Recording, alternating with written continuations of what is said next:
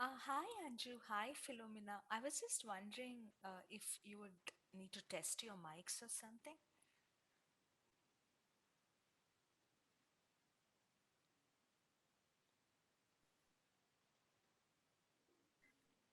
This is Hello. Nandini from IT for Change. Just wanted to say hi as well. Hi, Nandini. Can you see me? Yes, I can. Awesome. It's nice to meet you today. How are you? I'm doing good. So, yeah, it's always good, I think, to connect. Though Zoom is like kind of imperfect environment for connecting, it's still fine, I think. No worries. I think it should be good. Can you hear me loud and clear? Yeah, I can hear you quite well. Maybe Okay. Philomena could test her mic as well, unless she has already done that.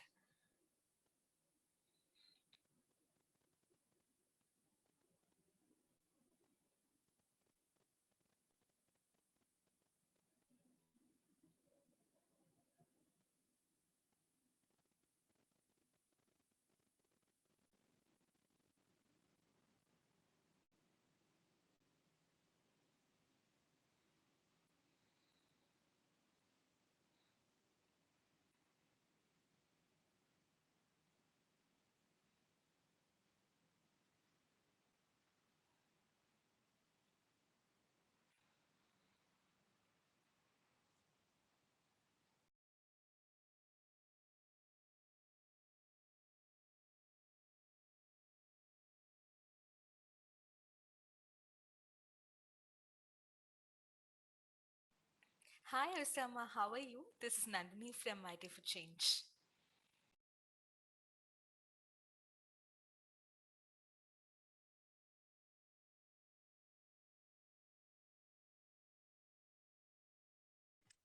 Am I audible? Yeah. Yes, you are. Okay, wonderful. Thank you. I don't know if my video is on. It's very much Oh, on. எல்லாத்தையுமே தெளிக்கலாம். இவ்வளவு நேரம் இதை எங்க பயன்படுத்தலாம், எப்படி பயன்படுத்தலாம் அப்படின்றத மட்டும் தான் நான் சொன்னேன். ஆனா இதை தயாரிக்கிறது வாங்க இப்ப நம்ம இதை எப்படி தயாரிக்கலாம் அப்படின்றத பார்ப்போம். 2 லிட்டர் அந்த மண் சட்டியில ஒரு காப்பர் கம்பும் ஒரு ஸ்பூனும் போட்டு மூடி வச்சிருந்தோம். ஒரு 8 ல இருந்து 15 நாள் கழிச்சு அதை பார்த்தா அதோட நிறம் மாறி அந்த somebody is running radio or what? தயாரிக்கும் போது காப்பர் கம்பு சாப்பிடும். இந்த காப்பர் கம்பு என்ன பெனிஃபிட் அப்படின்னு நீங்க கண்டிப்பா யோசிச்சிருக்கீங்க. அதனால என்ன பெனிஃபிட் நான் சொல்றேன், அதை கேட்டு தெரிஞ்சுக்கோங்க. காப்பர்ல வந்து copper Sarbani, your audio is off. தெளிக்கிறது மூலமா பிளான்ட்ஸ்மே வந்துட்டு நோய் எதிர்ப்பு சக்தி அதிகமாவே இருக்கும் அப்படின்னு சொல்லலாம். இயற்கை விவசாயத்துக்கு ரொம்ப முக்கியமானது பஞ்சகாவியம். அந்த பஞ்சகாவியத்துல இந்த மூன்று பயிரை ஒரு மூலப்பொருளா சேர்க்கிறாங்க. இது வந்து That sounds like a community radio on. Help பண்ணுது. இந்த தயிர் கலவையை நீங்க வெர்மி கம்போஸ்டோட கலந்து தெளிக்கலாம். அப்படி கலந்து தெளிச்சா பிளான்ட்ஸ்க்கு தேவையான சின்ன சின்ன ஊட்டச்சத்து சீக்கிரமா கிடைக்கும். பிளான்ட்ஸ் வரக்கூடிய பூஞ்சை நோய்கள், பூச்சிகள் இது எல்லாத்தையுமே இந்த தயிர் கட்டுப்படுத்தி பிளான்ட்ஸ்க்கு Hello, Sarbani, can you mute yourself? இந்த மாதிரி Okay, great. Thanks for the morning broadcasting.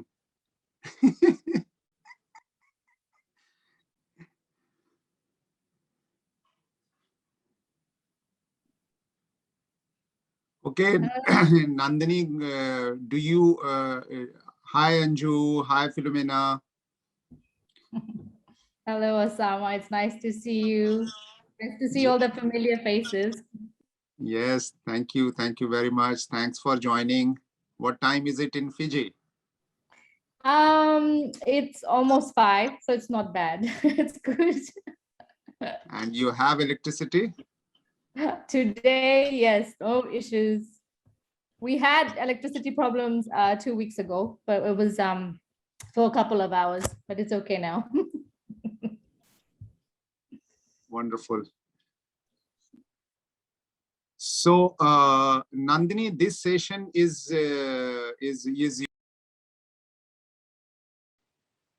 Osama, you have muted yourself.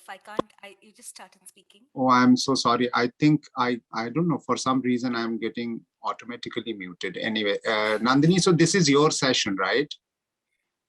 Yeah, the first part of it. So Yeah, I have seen in the detailed program that DF colleagues had sent that there is a 55-minute point at which there is a break and then there's a transition to another yeah, panel.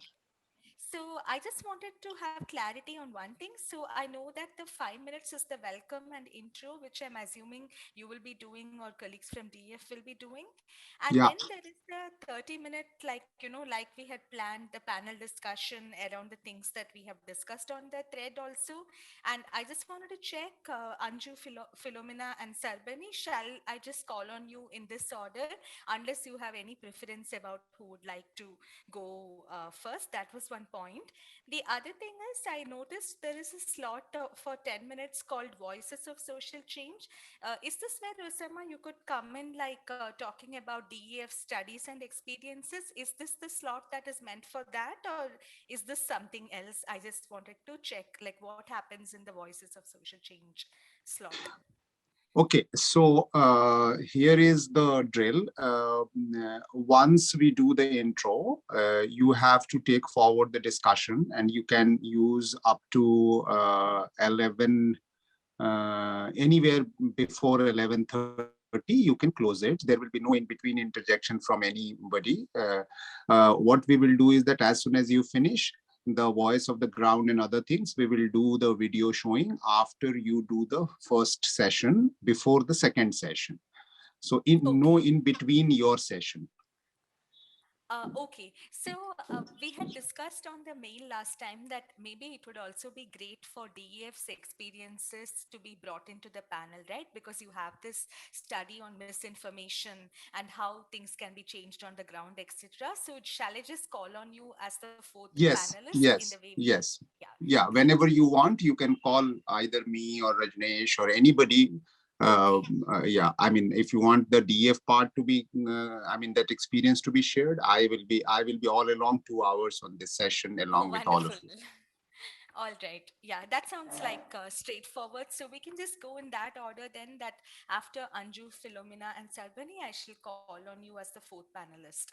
Like, so we can manage the time that way. So there's enough time for, like, everyone to discuss from their context, the experiences of fighting misinformation and hate speech and Yeah, everything. I So can also sounds bring in good. some gender balance. Osama, Okay. Okay. and sorry, Nandini, I think your voice is very, very soft. So can we just check on your voice first? Yeah, Nandini, we can hardly hear you. Can you hear me now? You So have to. yeah, So so Nandini, I think you have to be close to the mic. It seems you were audible, but not compulsively. Is this better now? Because I have Yes, yeah, actually yes, increased the yeah, yes. mic. okay. Yeah. You sound fine now. You sound okay. All right. Because usually people tell me I sound too loud, so I had like overcorrected in the other direction, I think. Hey, Sorry. Nandini.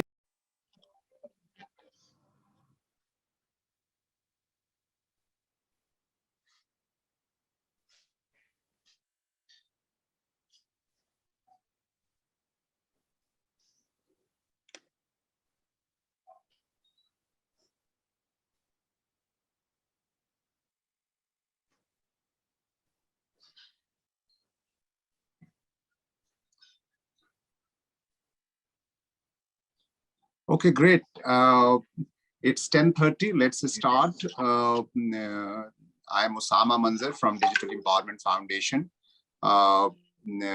Like every year, this is the fifth year of Community Network Exchange event, or the platform that we have created to bring in the last mile user practitioners, the last mile connectivity practitioners, all over the world, mostly concentrating in Asia and India. Uh, we have been doing it for 5 years. This is the fifth year, and this is the third day. Last 2 years, we have been doing it online. We have had a very, very good last 2 days of sessions on 15th and 17th. For those who are new among the panel and otherwise also, I must let you know that why this year's Community Network Exchange is very unique from the perspective that we have partnered with AIBD, and because of that, we have had a huge participation and intervention from the community radio community from all over the world joining, and I'm sure in this one today also they would be joining. Philomena is there, who is the director of the organization in this panel.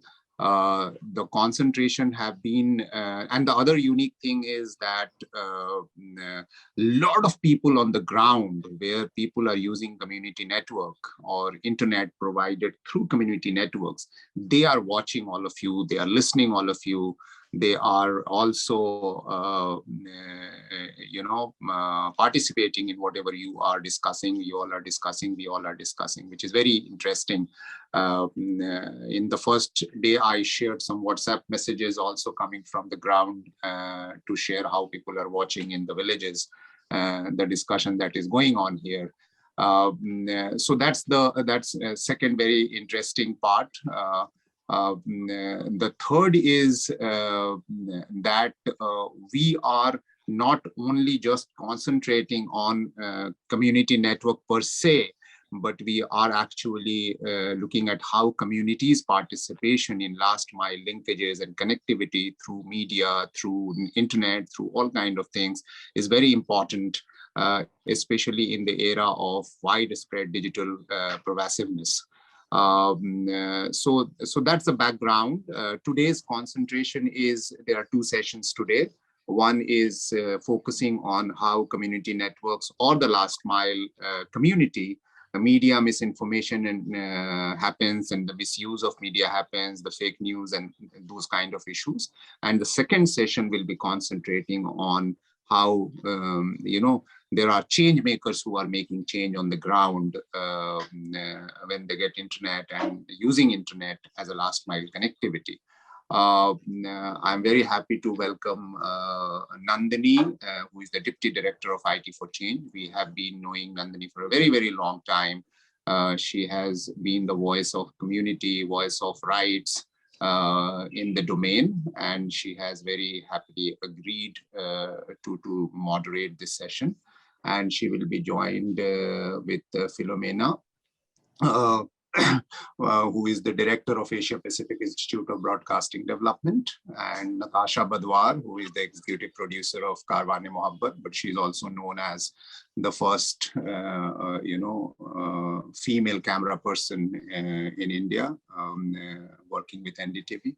Then we have Sarbani Belur, who is the APC's regional coordinator, and Anju, who is the head of Asia Pacific region for Alliance for Affordable Internet.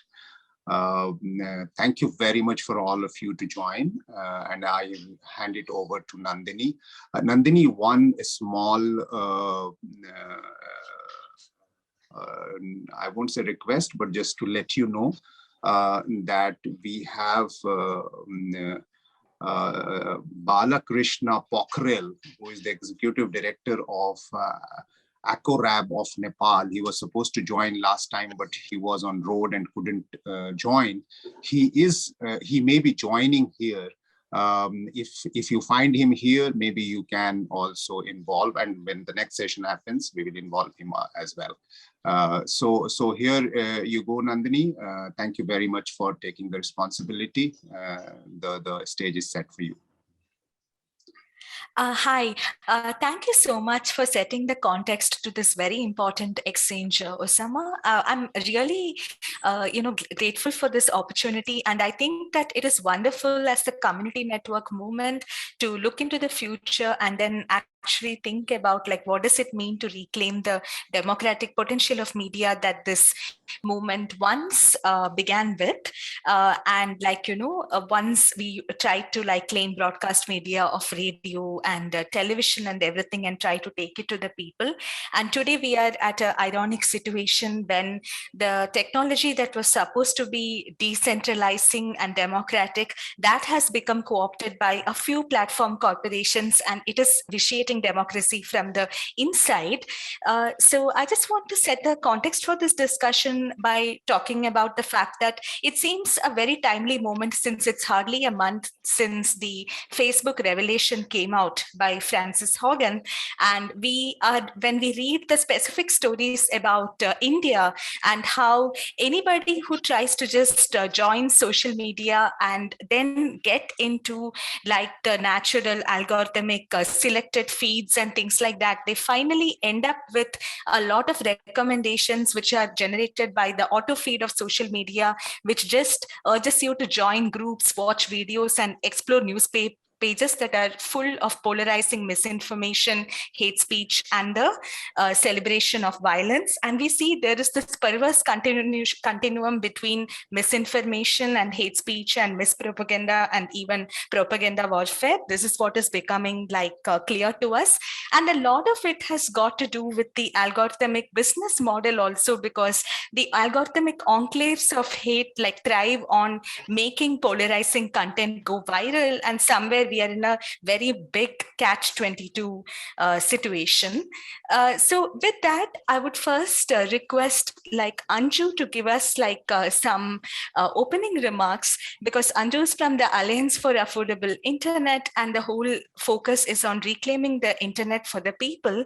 From your work in the Asia Pacific and also like, you know, your experience of the global question of the internet, what do you think, Anju, would it mean to take back the internet from the forces of hate and misinformation at this point? What is it that we need to do? And as a community network movement, how can we construct an alternative internet at this point? I would just like to ask you to speak to this question.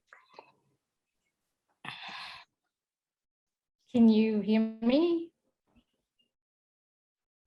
Yeah, Hello? I can hear you. Yes, yes, Anju, you're audible. Okay, thanks Nandini, Osama, Jenny, Sarah.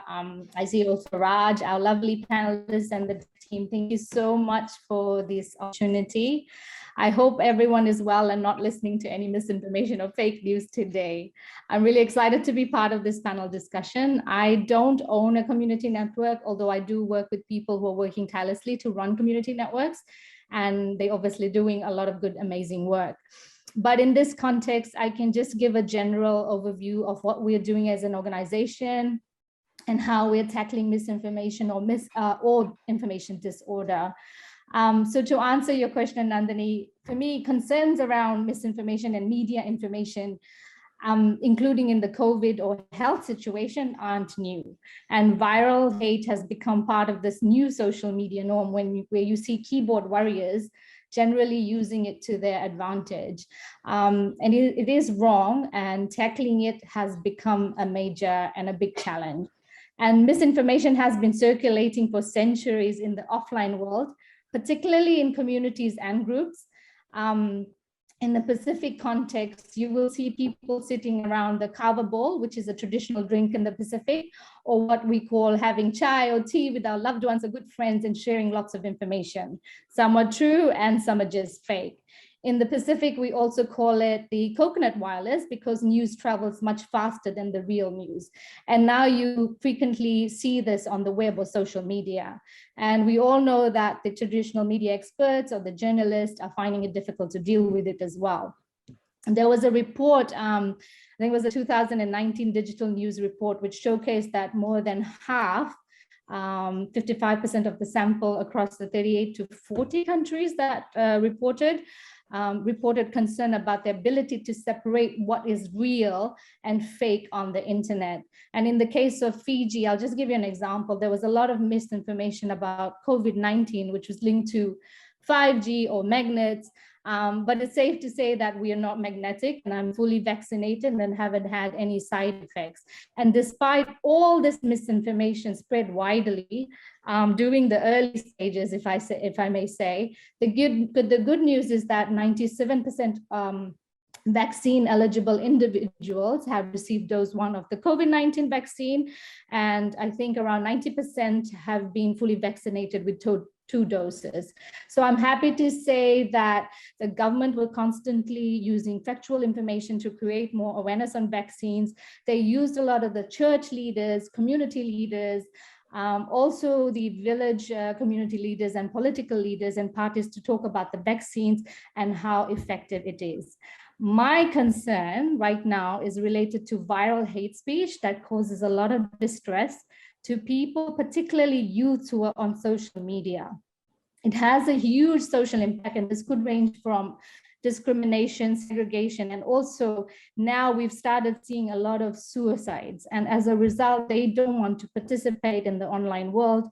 So how do we tackle it with governments and civil society and other organizations? And what do we need to do to tackle it? There's a few things that we're doing. I wanted to talk about it later. There are 2 current initiatives that we're working on. But I just wanted to pause here and maybe we could move to Philomena and the rest to talk about their experience. And then I can talk about some of the initiatives that we're working on. Is that okay? Yeah, that sounds great.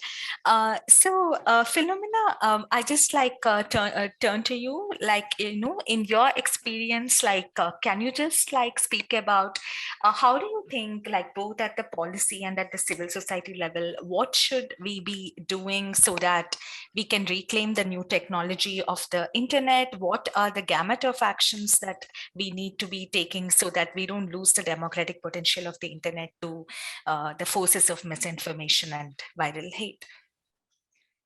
Okay, so that's a pretty long question. And I think your topic is misinformation and how it affects communities, right? So the first thing that I want to do is talk about what is define misinformation. Now that's a little bit different than disinformation. So I think everyone is clear that when you say misinformation, it's putting things, confusing people with the wrong information, right? For instance, COVID is, not contagious. So that's a misinformation. Whereas when we go to disinformation, that is truly, I think, even more horrific because it can cause a lot of problems. So I think where communities are concerned, we're also looking at misinformation. I think Anju mentioned something about how it got people confused, especially during the pandemic. And then we're talking about disinformation, which can really create chaos and even change governments in some countries, for instance. So how do we deal with this? Now, this is not a new problem because before the onset of the digital world, we were already seeing that disinformation, misinformation, malinformation, all these terminologies did not exist. But we know that these things were gossip, perhaps, rumors, perhaps, different names, but they've existed for centuries. So how do we deal with this today? How do governments deal with this today? I don't think anyone has an answer, right? So if you look at governments per se, we are an intergovernmental body. So when we work with governments, they're trying to stop this. But how do you stop this? Because it goes back to, even you say about the government, people should be tuning into traditional media. So maybe traditional media has become the voice of the truth, right? So they have taken on that role. And so we are fighting with social media, which seems to be a very, very strong, player, because they've studied the psychographics of humans, right? And they found out that we love to share. Now, how many of you here, when you get WhatsApp, you immediately share, you have that innate urge to share with others, right? So we do that. And even as I talk, people are sharing whatever information that they get very quickly. And why do we do that? It's a very psychological thing. So we want to brand ourselves. We want people to talk about what we are doing, or we want to make a statement. So way before, for those of you who know radio always provided that anonymous platform. Today we're talking to community radio operators, and they'll tell you why people want radio, because they want to talk, they want to share, right? They want to get their voices heard. But today, social media, WhatsApp, and all this stuff is actually helping you to do just that, right? The moment you do something, people put it on social media. You have to show what you're eating, where you're going. So we are such a society that has become overly sharing, right? So that's one of our key issues. So how do we deal with this? So it's a very big question, but I'll come back to that. But first, perhaps, you should move on to the rest of the other two people in the group. Thank you, Nandini. Thank you so much. So now I'll just turn to Natasha. Natasha, a lot of your work, like at Karwani Mohabbat, like it focuses on reclaiming constitutional values, right? And as a people's campaign to promote that.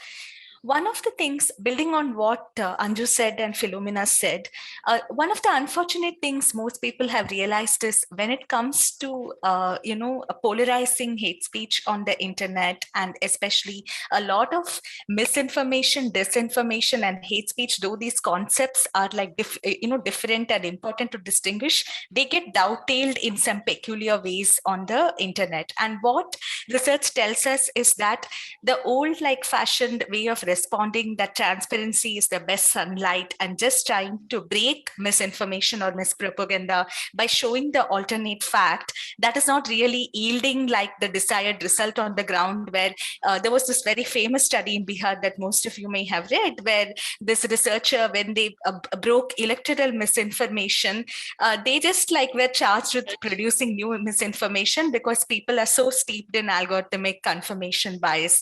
So my question to you, Natasha, is always like, we may probably have dealt with the gossip and rumor and like, false propaganda that kind of vitiates democracy.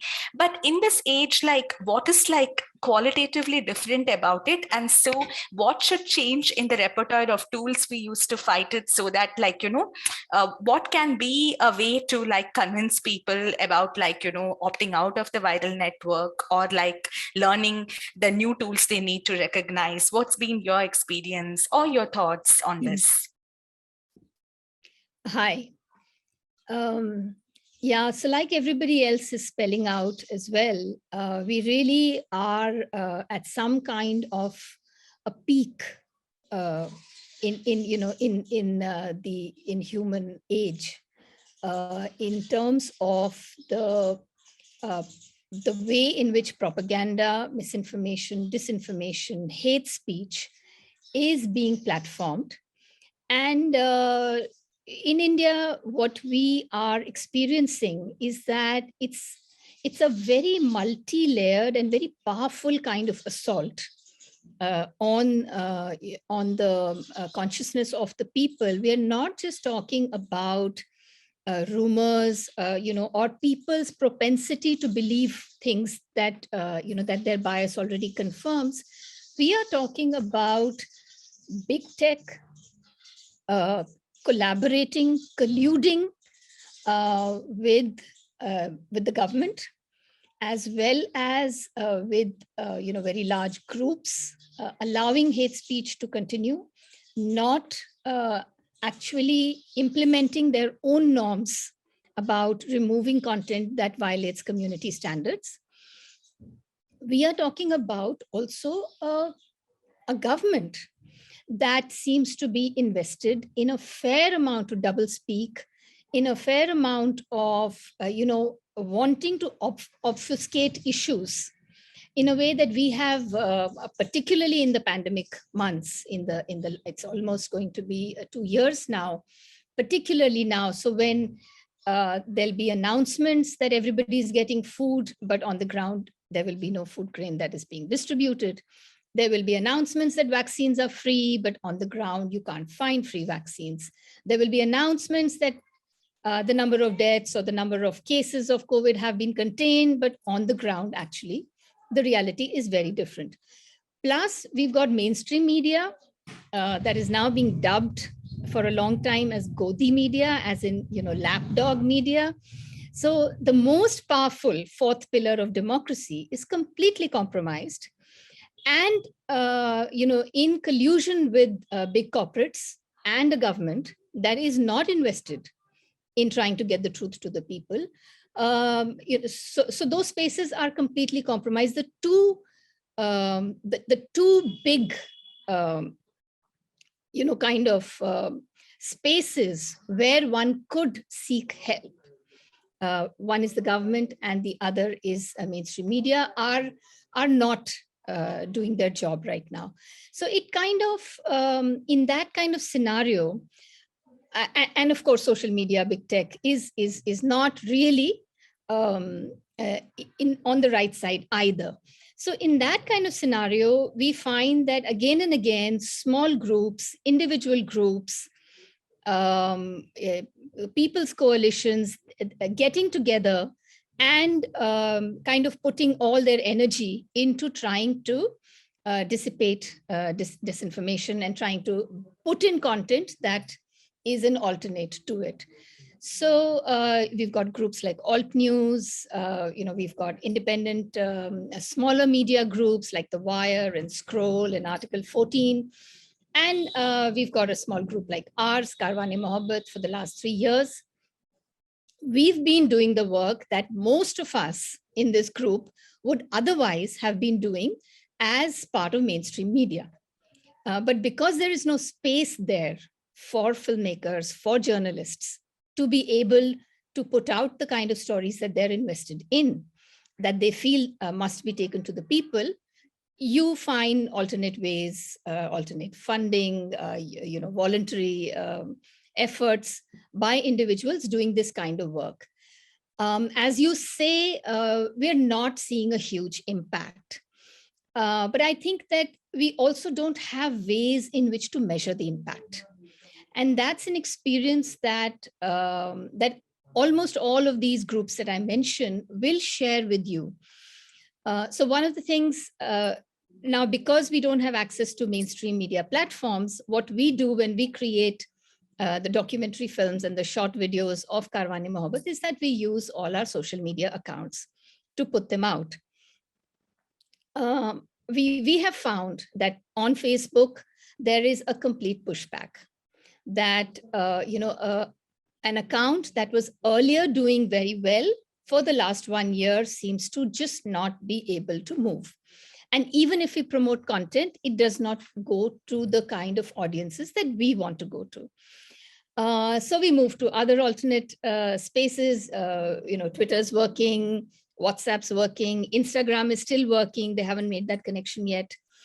We break down our own content into reels, and we find, because we have access to the feedback that we get, we find that there is a huge audience that is hungry for this content. There is a huge audience that is waiting for somebody to create and put it out there so that they can run with it. And to be able to feed that audience becomes one's immediate aim.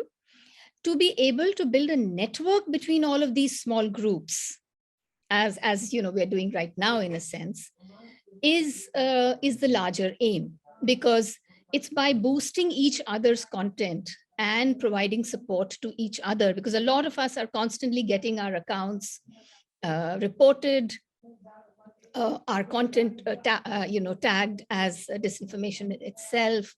Once in a while, we'll get blacklisted. So it is for us, and when you create enough of an uproar online, your accounts are opened up again. So those really are, you have to kind of believe in your audience. You have to pay attention to the feedback you're getting. You have to look for more and more offline modes. So that's something we've begun to do. Use our social media outreach to reach out to groups that will invite us to do offline screenings. And we have to keep building the network that is supportive of each other. Thank you so much for that, Natasha. Now I turn to Nandini. yeah. Nandini, I just want to interject. Natasha is sitting in a community network shed in a village in UP. And she's sharing there. I mean, she's live there from the community network shed, I'm saying. This is a DEF center. And yeah, I'm glad to show this off. That's amazing. Thanks for that interjection. Thanks for like sharing that. Yes. Now we turn to Sarbani. So, like Natasha was like, so beautifully explaining to us, all the time we see that corporate controlled media will not make the space for people's content. This is like a classical problem that we have always faced. And Sarbani, from your own experience of doing the community networks program with APC, could you just like share a bit about what does it mean to extend the community networks thinking from just like claim over broadband infrastructure, which is like the traditional roots of the movement, to also thinking about what it means to redesign like the platform layer or content layer? What's the sum of the thinking in these areas? Because a lot of people, like especially in the West, have been thinking a lot about what would it mean to create an alternative social media that's not like controlled by private profit, right? But we know that's also quite difficult. But from within the traditions of the community networks movement, is there any path we can follow? Any experiments that come to mind? This is my question to you.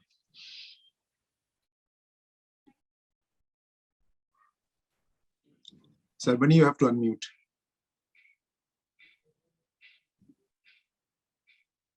You can hear me now? Yes. Yeah. Thank you, Nandini, and thanks for the panelists for giving their. Can you increase your volume a bit? I'm sorry to interrupt you again. You can hear me now clearly? No, you are very faint. You can hear me now? Yeah, this is better. Okay, sorry. So I would like to mention that in APC, as part of the Association for Progressive Communications, we actually work on not only seeding community networks to grow in enabling connectivity to the unconnected or the underserved locations, but we also look at how community networks can utilize, what are the different utilization of that connectivity. And here by connectivity, I don't mean only online connectivity. It is also a mix of online and offline thing. Because when we look at, if you look at just online connectivity, then it is very difficult for the communities to sustain this connectivity over a long period of time because they don't have that money or the resources to sustain it for a long time. So we make a mix of online and offline connectivity. The offline connectivity is a type of connectivity which shows that you can be offline and yet use the connectivity and its qualities in a best possible manner. Some of the examples that we have done are on community radio. Community radio is being used offline, where content creation comes about from the communities themselves, and this content is based on biodiversity preservation because these are indigenous tribes and they have a lot of information about their biodiversity in the village. Like, they know where a particular type of tree is located, or where what type of crop has to be, or what type of paddy has to be sown at what time of the year, how much of water is needed. So it is all local knowledge that is there within the community, and this knowledge is not written down and documented anywhere.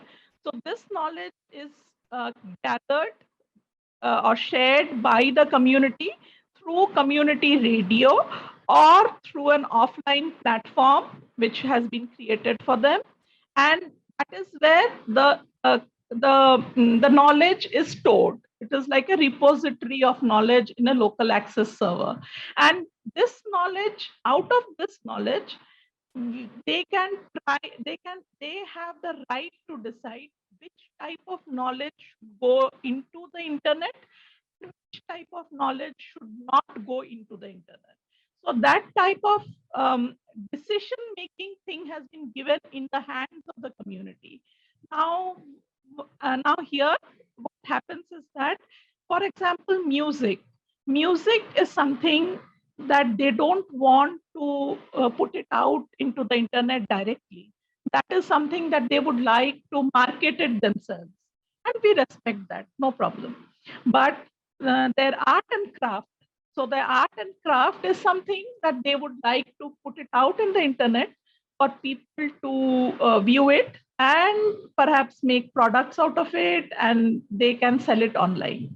So these are some of the things that happens in the offline space, and which only the local access server is connected to the internet, for which only some part of the information goes into the internet.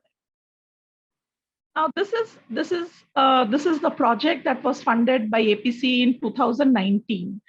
Just before the pandemic struck, this project was set up. I mean, we got funded and we set up the community network in a remote location of Pathardi in Jawahar, Maharashtra. This is one of the remotest villages of Maharashtra, in very close by to Mumbai, 5 hours drive from Mumbai, yet the village is not connected. And it is not connected yet. It's not connected. So what we set up is a cellular router, a SIM card based cellular router on a tower that we set up for them. And we empowered a lady from the village to enable the banking services to be enabled to the village. Now, the rest of the network is completely an offline network. And they use the offline network for the purposes that I have mentioned. In March, when the pandemic struck and the people went back to their villages from the city, the lockdown began. I got a number of phone calls from the village saying that the primary healthcare center has shut down because the Asha Didis, the Asha workers, and the ANMs, we had to look after to the people in the village. Because if someone has come from the city, then they have to be quarantined for 14 days, follow all the instructions and things of that sort. Now, I am a new mother. A lady calls up and says, I am a new mother and I don't know how to breastfeed my child. I don't have sufficient milk and how to breastfeed my child. The formula milk companies have now come to these villages, to our village, and they are giving us, distributing formula milk. Now, this was something that was, and they told you are not supposed to breastfeed your child during this pandemic because then you can transmit the virus from the mother to the child. So this was an information that came to us and we had to deal with that information. In a location where there is no connectivity, we were dealing with this information. And it was very difficult for us. So we immediately went into action by enabling videos, tutorial videos, spoken tutorial videos that we have created here at IIT Bombay, and we have enabled those within the community, shared it through WhatsApp. So this is some type of examples that I'm telling you, sharing my experiences, that we are just not working on enabling connectivity in any form, but the utilization of the connectivity by which it can benefit the people in the last mile. Thank you, Sarbani, for that very eloquent explanation of how it's the cultures of use that matter in reclaiming the power of internet as media, and it's not just about the broadband as some mute connectivity infrastructure.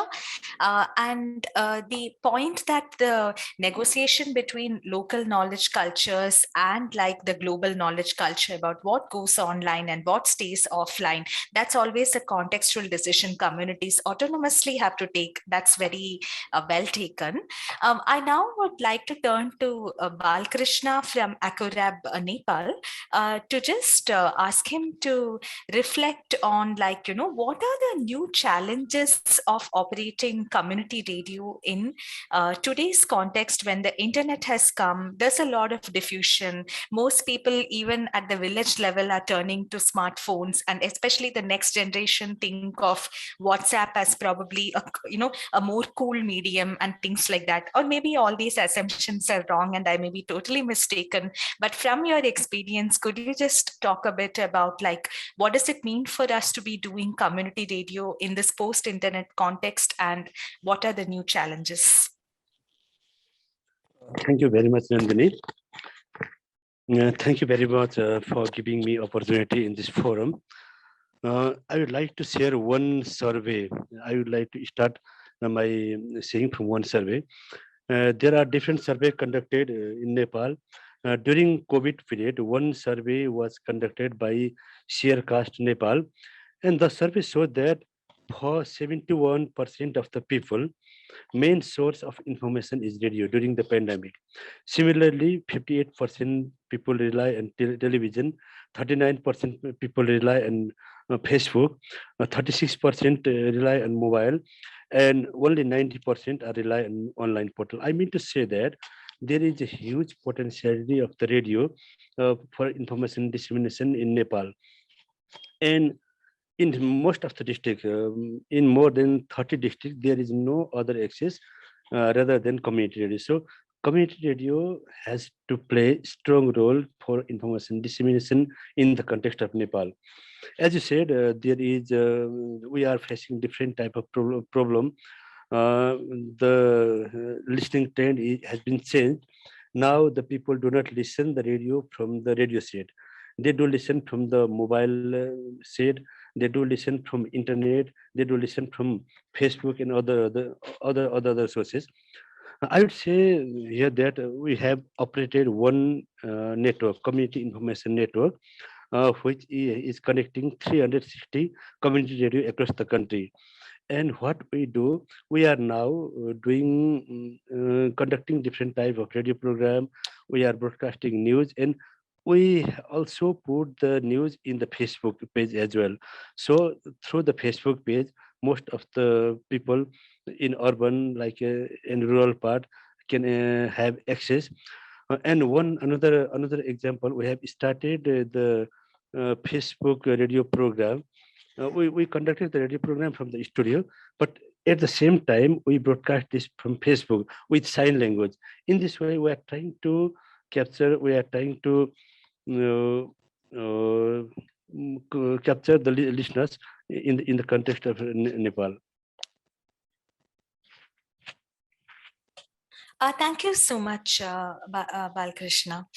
Now I would just like to call on Osama to just share like key highlights from DEF's work on understanding the new misinformation trends, and what kind of strategies, like, does that research show us may be useful in fighting that and bringing back, like, the citizen literacy to be able to unpack certain myths and respond in a democratic way. So, Nandini, I think you already got a huge panel, and I'm sure they need more talking time. So I will just finish in 2 minutes, saying that both in the time of COVID, of wave 1 and wave 2, we had done a lot of survey, and you know that DEF works far and wide across the country, almost about 1,000 locations. So our experience said that wherever we were present with digital entrepreneurs and with digital centers, or through our connectivity links and things like that, it was advantageous for us to fight misinformation and fake news, because there was somebody who could tell people that what is right, what is wrong, what is authentic, and so on and so forth. Needless to mention that the whole country was suffering from misinformation of all kind. Misinformation does not always have to be devastatingly, effective. I mean, you can say that it's a gossip. But or unless it is political, it is taken very lightly. But in COVID time, we found that how health-related misinformation affected people very largely, and several of such misinformation are very closely linked to faith and tradition and non-scientific belief and things like that. So basically trying to tell that if you misinformation is usually top down, and it when it goes far and wide, it becomes rumor, and then it converts into, maybe in some cases, lynching, in some cases kind of throw out the person from the village for some reason or something like that.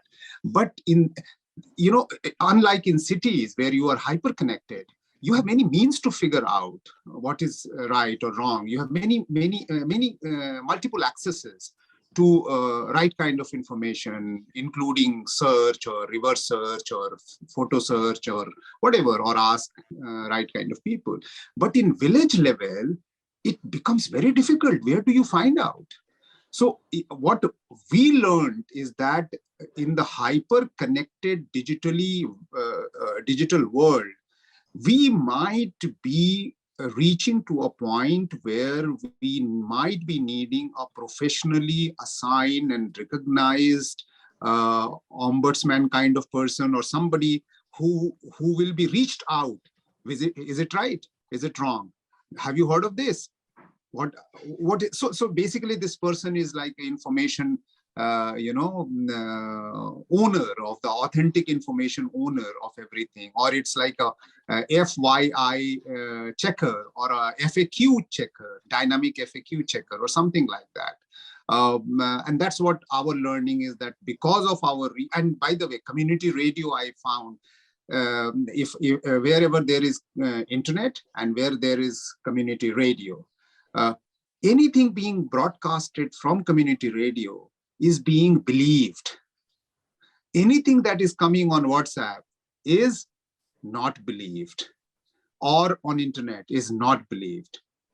So, internet you are using as a medium, as a communication tool, and both broadcasting. But here is the difference, because there is an ownership of taking accountability and responsibility of what you are saying through the medium that you are saying. So it's very important that what we are talking about in a hyper-connected world is that how do we sanitize, or how do you make the communication channel more full of sanity. And that is the point where we are talking about, when the technology become a democratic tool of communication. And if the community network is a democratic tool of technological usage of communication at a last mile, then it is very important to also think, is that what are we communicating, and are we safeguarding our people from the information that we are sharing? Yeah, that's the point that I want to.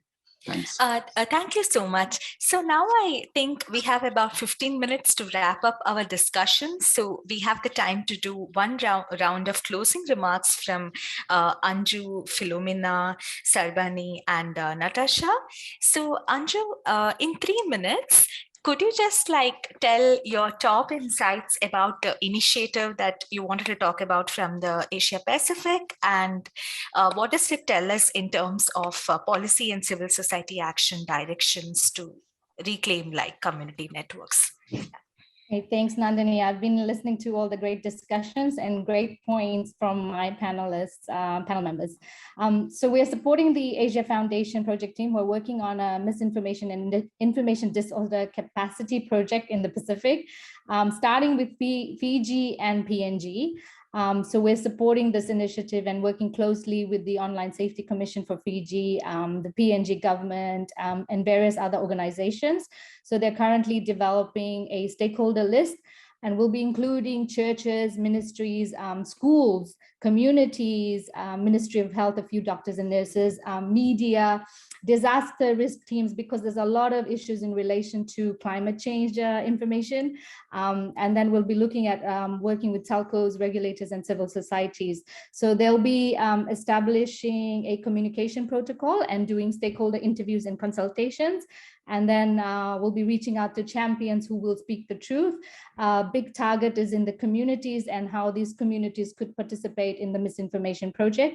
Some of these group sessions will take place in local languages, which is something that we are pushing for. And they will consolidate findings, and then we'll look at doing some key interventions with the stakeholders. And one of the things that we continue to do is we collaborate with the news organizations. So the Asia Foundation is helping them to develop products, providing tools and services for journalists, and helping people get information so that they can make smart choices about what they read. And we, as the Alliance for Affordable Initiative and Web Foundation, we believe, and of course you all believe, that the web is a critical tool to keep people informed about facts and evidence-based research. So one of the roles that we continue to play, and we continue to encourage governments, is to provide clear, up-to-date information to the public. So we work with the medical community, we talk to the tech giants and companies to reduce the spread of information. And just as an example, like Meta or Facebook, as it used to be called, so through some of the direct interventions, they're building and testing and iterating new products to identify and limit the spread of false information. And with the civil societies, what we do is we continue to talk to them and work with them. But one of the things that we encouraging through the Web Foundation as well is encouraging the citizens because they play a significant role. So we tell them to share credible information and taking steps to curb the spread of misleading claims. So, you've all mentioned viral hate speech and encouraging, people to say the right things and share the right information. We could do it in small steps, right? We could do it with our friends, we could do it with our families. And I just wanted to do a quick example. My grandfather, and because Balkrishna mentioned the radio, community radio, my grandfather is 96 years old and he doesn't care about the fake news. He always watches TV and listens to radio using his mobile phone, and he will always believe what we tell him, because the one thing that I do want to mention, there's the trust factor between us. He trusts us to give him the right, correct information and not believing his neighbor who constantly comes over to talk about rubbish. And he told me that he knows how to differentiate between the fake and real news. And because it's always been general traditional knowledge for them, it's been happening years and it's nothing new. He heard about the vaccines and how people were spreading fake news about it. But despite all this, he chose to get fully vaccinated at this age. And right now he is my champion because he shares his story with our family members who refuse to get vaccinated. He tells them that he feels like Superman now and ready to live for another 10 years. I'll stop at that. Thank you. Thank you, Anju. Now I turn to Philomena. After hearing everyone's reflections on this relationship between broadcast and new media and how in both cultures we need to do more work to build citizen trust and also reclaim their potential, what are your thoughts on the directions by which we could manage this hybrid relationship? And you don't have to necessarily answer this question. If you want to reflect on any other aspect anyone said, also please feel free to ignore the question and just freely reflect. Okay, thank you, Nanjini.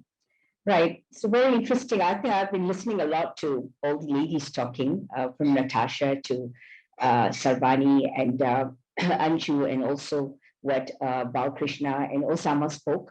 There's one thing that I want to point out. I think Natasha mentioned this, that media should always be the fourth pillar for democracy. I mean, that's something why media even began. The anonymous platform given by radio and television programming. I mean, this is such a crucial role that media players, be it community radio, be it traditional radio, television. This is one thing that everyone has to remember, that we have a responsibility to the audience, right? And for that, I think Anju mentioned about the truth, that her grandfather listens to only her because he knows her so well. So I think the fact here is traditional media players, community radio players, you've got to look at the information that you're giving has got to be the truth. Sometimes I understand from what Natasha was talking about, the government versus the real story, or misinformation about some products that are being given somewhere, and then you go there and then there's nothing. So those are really fraudulent practices. But it's good to have a voice, an advocacy voice for the people as well, for communities, for voices that are not heard. So she's actually championing people's voices of people who need to be heard. So there you go. These are interesting stories that I'm listening. Or how Salbani is actually, helping women bust myths about powdered milk, for instance. Now look at the way people are going and creating misinformation right there in the communities, right, without even using social media, right? So we're seeing this. I'm talking this because I'm dealing with so many media bodies. At AIBD, we have 100 over media organizations, both government as well as private, and also community radio. My colleague from ACORAP, Balkrishna, was sharing. So the thing is, what I'm trying to say is the pandemic has taught us that misinformation is so dangerous. Or Sama, you mentioned this as well. Because one of the things we noticed is during the pandemic, there was so much of misinformation about what is COVID, what is the vaccine about, and then coming up with traditional treatments, which probably could not work this time around. So the pandemic has taught us that misinformation has created some havoc, right? And it's time for all of us, be it community radio, be it traditional radio, or I don't know about social media operators, because most often when you study media, social media, there is a need, there is an ardent desire for people to architect information, right? Architect information that could only, benefit a particular group who is trying to architect an information, right? Or even bloggers, or even people, not everyone, they have some personal agenda. Right? So what we need to do as community media, as people who hold on to giving the truth to communities or to audiences, is to ensure that we practice ethical ethics. Ethics is a great part of the broadcasting industry. And this is something that we should do, right? So this is something, and I think this is the way forward. At AIBD, we've done a lot of research between the pandemic and the trustworthiness of traditional media. So in this respect, even though Natasha mentioned about traditional media being something else, government media or government mouthpieces, but in the aspect of COVID-19, there has been many countries, good response by traditional media during this period. And I think community radios have played a huge role in bringing the right information. We've seen this in Bhutan, we've seen this in Nepal. We've seen how people are actually bringing the right information to communities that are not connected. So what I want to say is that uphold media as the fourth pillar of democracy, and look at disinformation, misinformation. There are not only architects in government media, but you also have architects of disinformation in social media. People who are opinion leaders who are trying to create, or this could be a political turnoff, it could be creating a ruckus in society, but it's happening, right? So as media practitioners, whether you are on social media or community or whatever, media practitioners have to uphold the truth and to ensure that whatever we're doing, we create an information that is correct, fact-checking, whatnot. But most of all, I think consumers of media need to be taught media literacy, because you can't change disinformation, misinformation, all that terminology. It will be there forever. But what we can change is the way people accept information. So talking to Sarbani, telling people, educating people about the importance of mother's milk, I think is far more important than actually doing anything more. So the right information, right content need to be given to the people whenever you're operating a radio or community radio or whatnot. So thank you. Nandini, I'm giving it back to you. No more words from me. Thank you. Thank you, Philomena. That was very, very helpful. Natasha, I just now turn to you. So you had raised this point earlier that it may not be possible now to reclaim the democratic potential of media in quite the same way, because neither is our social media independent, and there is also the intrusive role of the state and new forms of state media, authoritarianism, state state control over media that we are witnessing. So my question to you is, do you think that this also shows us something about the way we need to change the way we start thinking about the way we regulate social media? It's increasingly becoming clear they are not neutral platforms. So do you think we should kind of like treat them as publishers, or would that be another kind of mistake and we need to regulate them differently?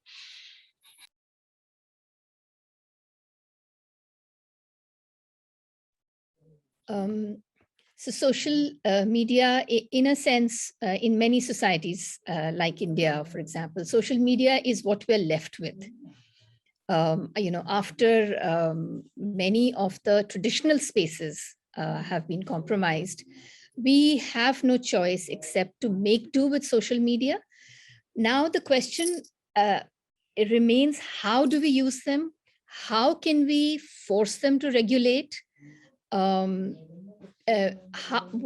is it that people can do, or independent media persons can do, to make the platforms more conducive for their use, in a sense? And I think that it's important to note here that we are, particularly in India, actually seeing a huge wave of independent media, crowd-funded media, voluntary media work that is beginning to replace what the mainstream media spaces, the trust that are beginning to claim the trust among people, among the consumers of media, that mainstream media has lost. And just to give an example, we've been having a series of large people's movements, people's protests in this country now since around this time, 2019, since December 2019. There was a huge countrywide protest against the CAA, the Citizenship Amendment Act, that sought to marginalize minorities. After which there was the pandemic that led to a hunger crisis that also brought out citizens groups to the rescue of others in the absence of the government and in the absence of mainstream media to tell the story that was playing out on the roads here. And what we saw in this time is that people from the protest movements themselves began to create their own media teams. They began to have their own media accounts. The farmers' protest is the biggest example of that. And they were bringing out their own newspaper. They had their own Twitter accounts. They had their own website. And the kind of coordination that it takes to run mainstream media platforms, to run mainstream media organizations, was being seen on the ground among people. Now, when we flood social media with this kind of content that is ratified by the people themselves, when people begin to tell their own stories, we are actually claiming a space that otherwise we were being pushed out of.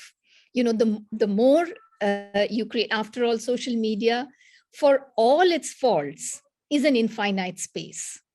And it runs on audience interaction. So, there are lessons for all of us to learn from there. How do you use the same spaces, the same tools to make sure that your content on WhatsApp is going viral? So you create more and more content, you create more and more of your own networks. And we are today in a place when when the farmers' protest has taken a very dramatic turn, because the government has actually, the Prime Minister has announced that he's taking back the farm laws. And on that particular day, all mainstream media channels that had been criminalizing farmers and their protest suddenly needed content to show them, in their glory, to show them celebrating. And they turned towards many groups like ours to ask us for that kind of content. So, music videos that had been created by the farmers themselves, that had been created by a group like ours, for example, were running on mainstream media channels. So there is a way the ultimate power of democratic systems is the power of the people. And it is, I mean, it's definitely a time when it's a very, very fertile time for us to learn to reclaim that power through the use of the same communication strategies, the same media tools, and the same kind of network.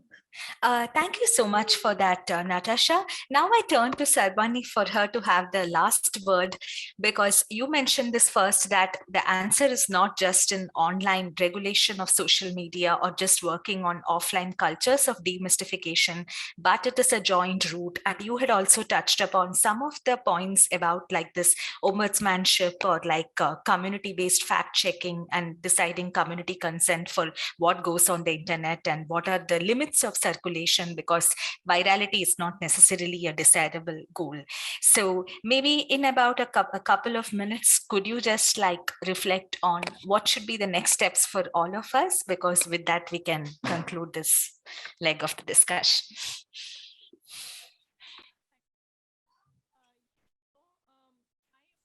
We can't hear you, Sarbani. I think you're on mute. Can you hear me now? Yeah. Yeah. Thanks, Nandini. I would like to mention that, see, utilization of, we all are working towards enabling connectivity to the last mile by either through community networks or PM Vani, whatever it is. We are just, all of us are working towards enabling that connectivity in the last mile. But have we ever thought that if we enable the connectivity, eventually would people be able to use that connectivity? Because they don't have digital skills, the digital literacy is not there, they don't have smartphones with them. How are they ever going to use that? So in these cases, what I feel is that there is a relevance of such type of community utilization should be created. And because this is the way by which the community not only benefits from the connectivity, be it online or offline connectivity, but also it's a means of generating income themselves. Eventually, if we just give them connectivity and leave it at that point, they don't know where to go about, because internet is eventually not for them, because it's in English and it's not in their local language. They cannot understand it, neither can they read it. No amount of Google voice search enables them, because their accent is not perfect. So Google search also doesn't work. So what comes in is that feeds, like, if you have looked into a movie earlier on, there is a feed that goes naturally, that next time you go into it, watch a YouTube movie, then there are recommendations. And that's when they go into this continuous viral thing of, that going into more and more feeds and not searching by themselves. So I feel that two things that really need to come about is that communities should take into their hands the relevance of connectivity. It should not be something from the outsiders or the telecom people telling that, okay, we give you connectivity, now you do whatever you want. But communities should try to use that connectivity in the best possible manner, and given an opportunity, the communities can do. And here we should not degrade them by saying that they are semi-literates or illiterates and they cannot do anything on their own. They can do a lot by themselves, given an opportunity. And community radio is something, in our communities, we see a lot of community journalism that comes about. And it is done by the communities themselves. They talk about their hardships, their problems, their challenges. Nothing is from our side. It is from their side. And the second thing is that we should also think about sustainable means of connectivity there in that location. This, I think, what I have been trying to do is that we can bring in some change from the Gram Panchayat development plan.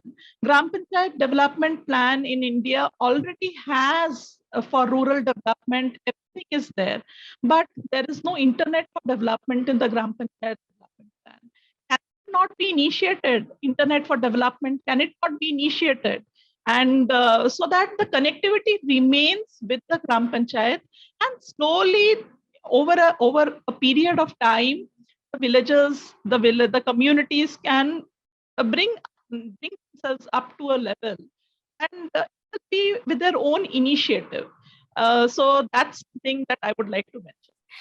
Thank you so much, Selvani. I think you have just naturally moved us into the next panel and the next segment of discussion, where finally the power of media is about reclaiming the internet and its potential for digital transformation at every level, from the broadband pipe and people's control over it, to reclaiming the content delivery layer and reclaiming platforms from the big tech corporations, a handful of which now control the entire discourse. So I want to thank all panelists once again for their thought-provoking inputs and hand this back over to Osama. Thanks a lot, Nandini, and thanks a lot for a great panel. First sentence before we do, don't go away, be here. We might need you to interject in the next session as well. I hope everyone from the next panel is here. I see that Harish is there. Harish, are you there? Madan, of course, is there. So Madan, you figure out who is there in your panel. We are there to fill in. But before you start, we have more than an hour, 65 minutes. We will not take a break, but if you want to take a bio break or something, please take another few minutes. We will be playing 2 videos in the meanwhile for you, and they both will are recorded as a matter of community network impact or a community network related work on the ground. Jenny and Pranita and Sheel is, can we show the video?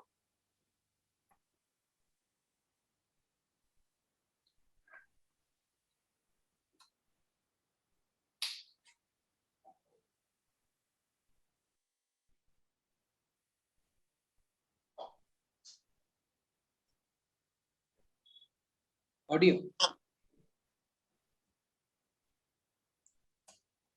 Are we again without audio?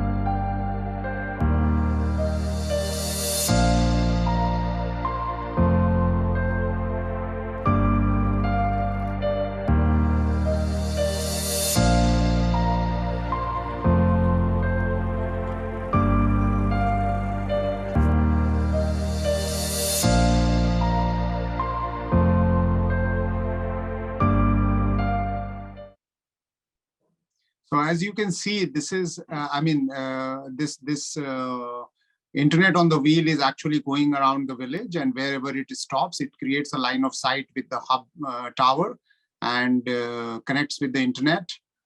The same community network that is there in the village, it is about 70 kilometers from Delhi. This area was. We have another video, very short, about a couple of minutes, mostly how last mile connectivity is affecting, connected to the doctors.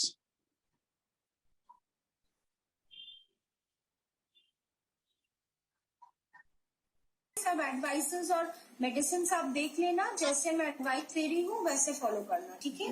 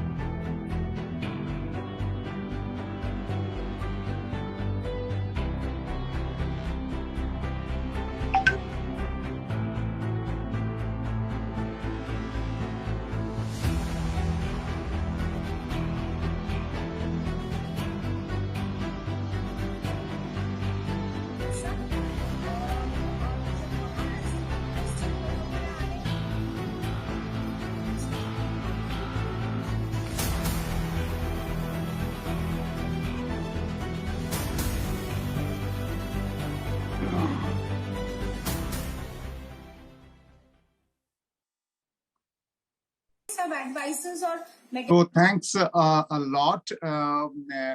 May I request Raj to introduce this panel to all of us? All of you know that Community Network Exchange is an initiative of ISOC and DEF, and we have been doing it for 5 years. So Raj has been the driver. He's also the driver of community networks in India for the last 12 years. He has been hiding behind for the last 1 hour behind the screen. So Raj, can you also, because you also know this panel pretty well, you can just introduce and then we can go forward.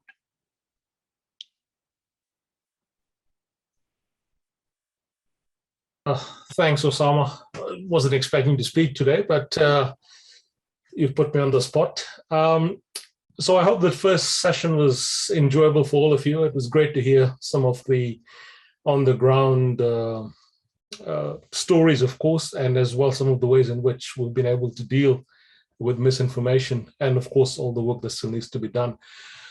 The next panel is quite interesting. So when we were setting up this agenda for CNX this year, I thought that, we talk about many things, but we very rarely talk about, what innovation can come about from these very rural communities. So really, and this since it's also the closing panel for the conference this year, we thought it would be nice to try and tie up a couple of the various themes and streams that we've had across the 3 days, as well as in past years. Because from what you can see, including from the videos you may have seen today and on other days, there is this innovation that happens. There are change makers that are brought about by empowering people at the very rural level. And community networks obviously is one way to do it.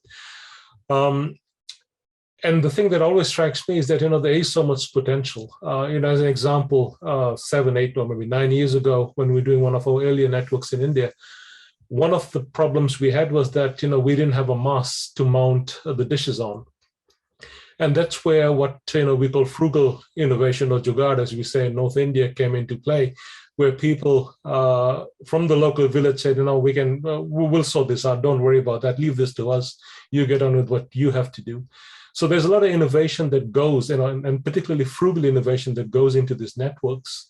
And, seeing that all that Osama and I have seen over the last 12 odd years in doing this work, I think there is a case to be made that, if we were able to empower these rural communities a bit more, my friend Harish is on the panel today, and of course he and I in the past have discussed about the innovation labs and so on. And one of the things I said to him was that perhaps these innovation labs should really be rural innovation labs. Imagine if we could put that sort of resources, and the resources are not all that large, obviously, for what we have in mind. But in any case, if we were able to empower these communities a little bit more beyond just connectivity and digital literacy, and see, maybe they could come up with a new startup, maybe they could come up with new ideas that perhaps the urban connected could also take advantage of. Anyway, I don't want to preempt what the panel is going to say. So it'll be a pleasure to see what the panel talks about and where the conversation heads. So with that, I will hand over to another good friend, Madan, who I haven't seen for a while. He shares the same haircut as me. So don't mistake him for me. I'm the better looking one. So Madan, over to you. Cheers, man. Great to see you, Raj. Great to see so many veterans, I wouldn't say old faces on this panel again. Hi, Harish, for example. Great to see you after, I don't know, almost 20 years. And Satyam, I'm not sure if you've met, but I like that cap that you're wearing. I want to get one of those caps as well.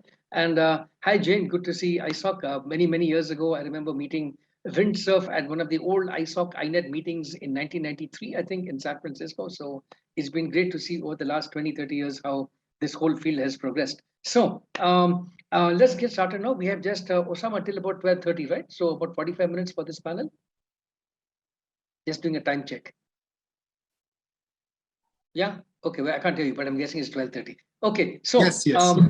We have what I like about this concluding part of the sessions, the first panel and the one they're going to have now, is we're connecting now the different flavors of what community networks means. So we just heard about community radio, for example, audio networks and things of that sort, broadcast. Now we're going to look a bit more, I guess, at community digital networks, online networks, and so on. So my first question to each of the panels is, this whole field of online community networks has been around for 20, 30, almost 40 years, I think, even in the days of BBSs, bulletin board systems, and later on to the internet and so on. So my first question to each one of you is, when you look back at this whole field of community networks, where do you think we are today? Beginning from each of you sharing the points of view of your own organization. For example, Harish, our first panelist is Harish Pillai. He is the head of OSPO APAC, Red Hat Asia Pacific. We also have with us COP Wakataki, OFA, Economic Affairs Officer, ICT and Development Section, ICT and Disaster Risk Reduction Division at SCAP. We have Jane Coffin, SVP Internet Growth at Internet Society, and Satyam Dharmora, CEO and founder of I2EI. So my first question is, can you share with us, share with the audience a little bit about what each of your organizations is doing in community networks and what you've seen in the grand sweep over the last 10, 20, 30 years or so of community networks? Let's start with you, Harish. What's your take on the achievements of community networks so far? Harish? Okay, thank you. I'm not sure that I can say that Red Hat has done much specifically from a community network perspective, but we have, as an open source technology company, so everything that we build is open source technology that anybody can use and deploy and innovate on top of. So I just wanted to point out two devices that I'm holding with me. This is the original Raspberry Pi, the first version that came out, and this is the latest version, the Raspberry Pi 0W2. So this is about 10 years apart in terms of generation, but the same code runs on both of them. You can take the Raspberry Pi W and do the innovation on this one here. This is about $10 or so, $10 US, or maybe less. And you can have a radio, you can have the digital communication, you can do all kinds of very interesting stuff on this small little device. This changes how you do things. And all of this is being driven by open source technology. And Red Hat is one of the parties to that bigger picture. But more importantly, it goes beyond Red Hat from an organization, but it's more than just Red Hat. It is a lot of us around the world doing stuff in the space that we feel most comfortable with tools and toys. Well, toys probably is not the right term, but tools like this for that matter. Thanks, Harish, for expanding the discussion from open source to open hardware. And I guess the next logical step would be open networks and how that can improve resilience. In fact, one of the big buzzwords after the pandemic has been resilience. So my question now to our next panelist, Siope, is, in your opinion, how have open networks, community networks, improved risk reduction and disaster management facilities thanks to community networks? Siope, over to you. Thank you very much, Madan. Before I answer your question, let me just thank the organizers for inviting ASCAP to be in this very important forum. And also perhaps to put a disclaimer at the outset that the work that we do at UNASCAP does not directly involve community networks, but the work that governments in Asia Pacific are discussing has implications for rural digital connectivity. So with that, I would like to come back to your question. From perhaps I could share some information, background information on what we do, and then I will link it to the question that you just to set a context of where we come from. The discussion so far that I've heard in the first panel and this panel, I believe governments has a critical role to play in promoting the development of community networks. And perhaps that this could be my input to this very important panel that we're here today. The work that we do at UNASCAP is that we bring together governments in the Asia and the Pacific region to discuss how can regional cooperation improve digital connectivity, including rural digital connectivity. And in the last 2 or 3 years, the discussion has been gone around the issue of regional cooperation through a platform, a regional platform called the Asia Pacific Information Superhighway, or APIS in short. And under this APIS initiative, governments has put into place 4 key pillars that would mandate what governments and other stakeholders needs to work towards together to address digital connectivity in the region. And one of those, of course, is broadband for all, which ensure that gender digital divide, rural-urban digital divide is addressed, affordable access and those. And this is where rural digital divide is an issue, important issue that member states have highlighted to address through this platform. And I'm happy to say that one of the key actions that has been discussed in the past 2 months, member states have identified the need to promote rural digital connectivity, rural digital connectivity and urban connectivity in terms of promoting what could farmers in rural communities can be able to sell in urban areas. So with that, so through this work, we partner with external organizations who are doing work in this area, and I'm happy to say that the Internet Society, of course, Raj has been critical in ensuring that we partner with ISOC and other NGOs, and we call a community network summit every 2 years, I believe. The first one we did was in 2019, and this year we managed to do one summit on community network. And in this forum, we bring in the government officials from the ministries who are responsible for communication. And also we give opportunities for community networks, practitioners, and other stakeholders who are supporting community networks to share good lessons and best practices that could be adopted in other Asia Pacific countries who are looking into promoting regional connectivity through the community networks. And finally, to come to your question on disaster risk reduction, of course, community networks plays an extremely important role, especially in Asia Pacific countries with a big portion of rural communities that relies heavily on community networks for the correct, accurate information for disaster risk. And I understand that many countries in the region are using radio communication as one key element of providing information on disasters. during and after post disasters to address, to help out communities, and especially in rural communities. So with those, I'll stop here and happy to contribute further. Thank you, Ramadan. Thanks, Shopee. Let's now turn to Jane. Jane is the SVP for Internet Growth at the Internet Society. Internet Society, of course, has played a major role in taking the whole internet narrative beyond just technology issues to social issues as well. So, Jane, what are some of your thoughts on where has this whole field come over the past years, past decades? Jane? Thank you very much. And also just a thank you to everyone for having us all here today and for organizing this event. It's really quite something to think about where we've come from. I've had lots of chats with Raj, Osama, Sarbani, and others about this. And it did start with Raj and Osama from our side at the Internet Society so many years ago, when they did the classic internet community startup back of the napkin discussion to sketch out what more connectivity would look like through what I often call some of the very most innovative networks, which are the community networks.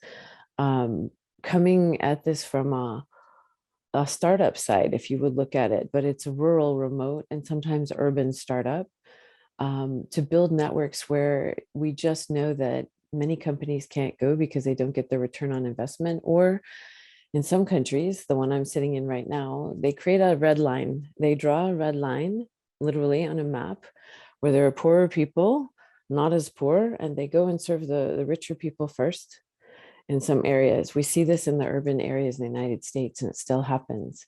And if you're talking about rural remote, I'm in a rural place right now, and it's extremely expensive. I'm thinking about trying to start a community network here. So at the Internet Society, this was something that all those many years ago and through to now, we've been looking at as a critical way for change. We have got to change the model for connectivity. You've got to change the rules and regulations. And if you're thinking about it, you're going from the village often to tell the story where cities can pick up this model, the community network model. We have networks from Nairobi to New York City, literally in high mountain villages, where you're taking that story and you're going to the International Telecommunication Union, the ITU, to UN, SCAP, and others, and saying, look, we need your help to amplify this message because we need change. The pandemic showed us how few people were connected in rural, remote, urban areas, and that we needed to create some new movement.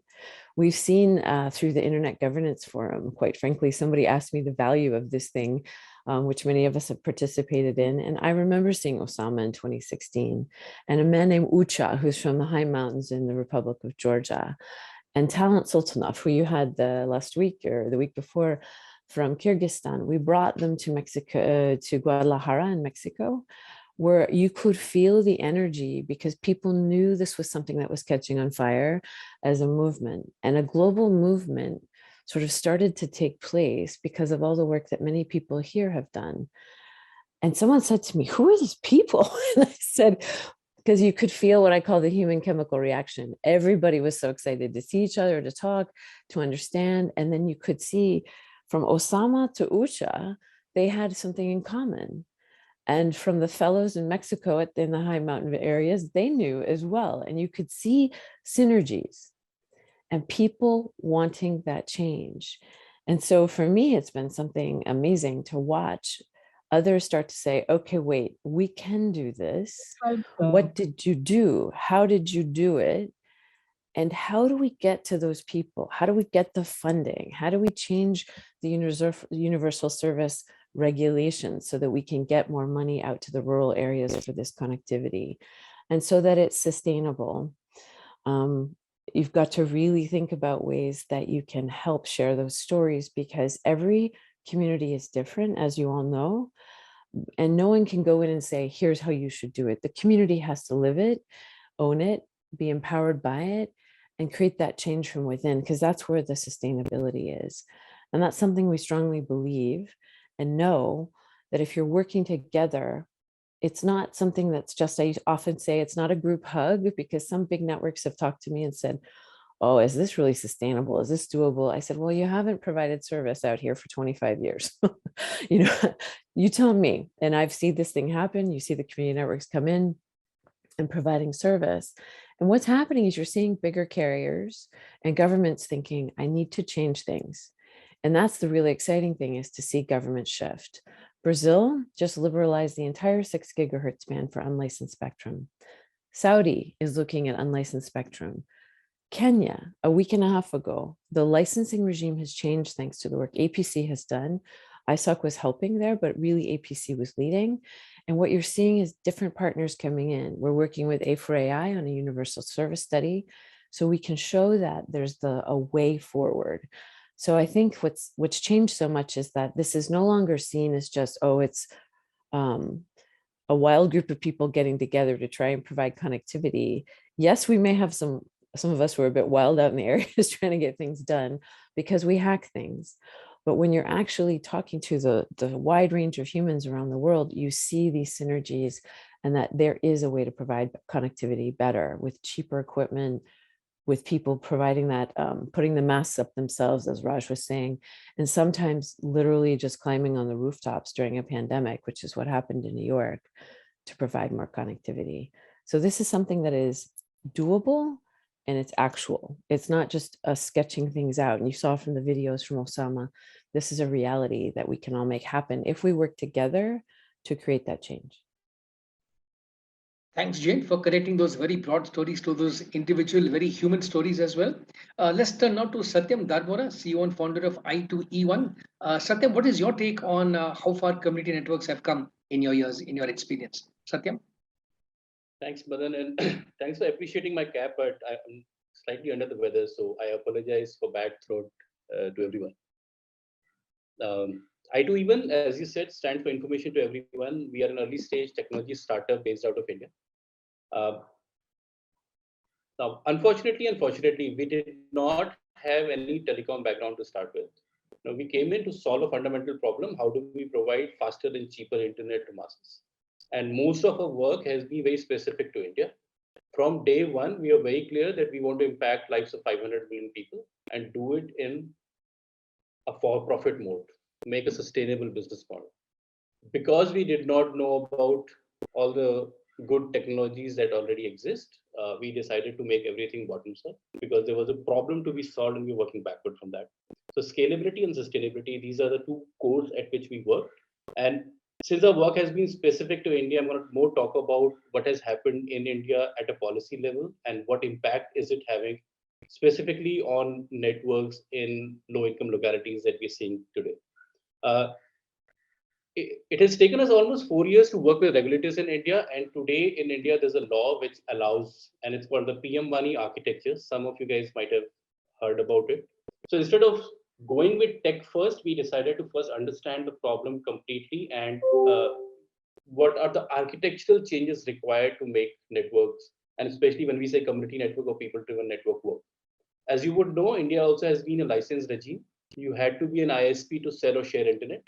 But after 3 to 4 years working with the regulators, demonstrating them technologically it is possible, making sure that all security agencies are aligned with it, we were able to get the government announce what is today called PM WANI, which is Prime Minister Wireless Access Network Interface. This is a new architecture that the government of India has announced earlier this year. Two primary pillars to one. It allows Satyam, your connection is freezing up a bit. Allows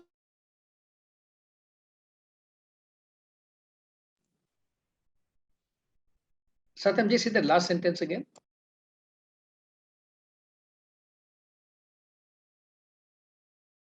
Oh, no, I think you're on mute now.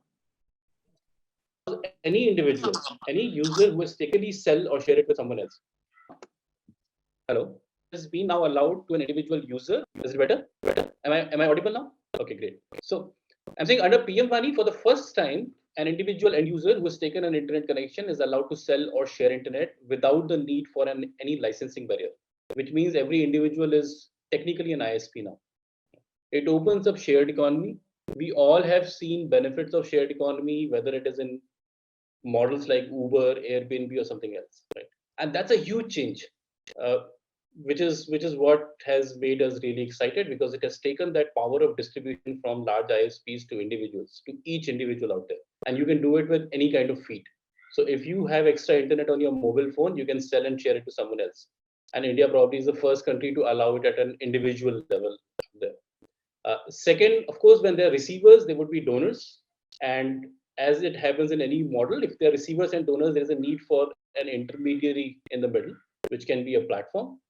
The new age guys can also create it on top of a blockchain, and which is where a lot of innovation has started to happen. With this fundamental policy change, it allows for innovation to happen so that the price of internet would dramatically go down, because you're building efficiency on top of existing assets.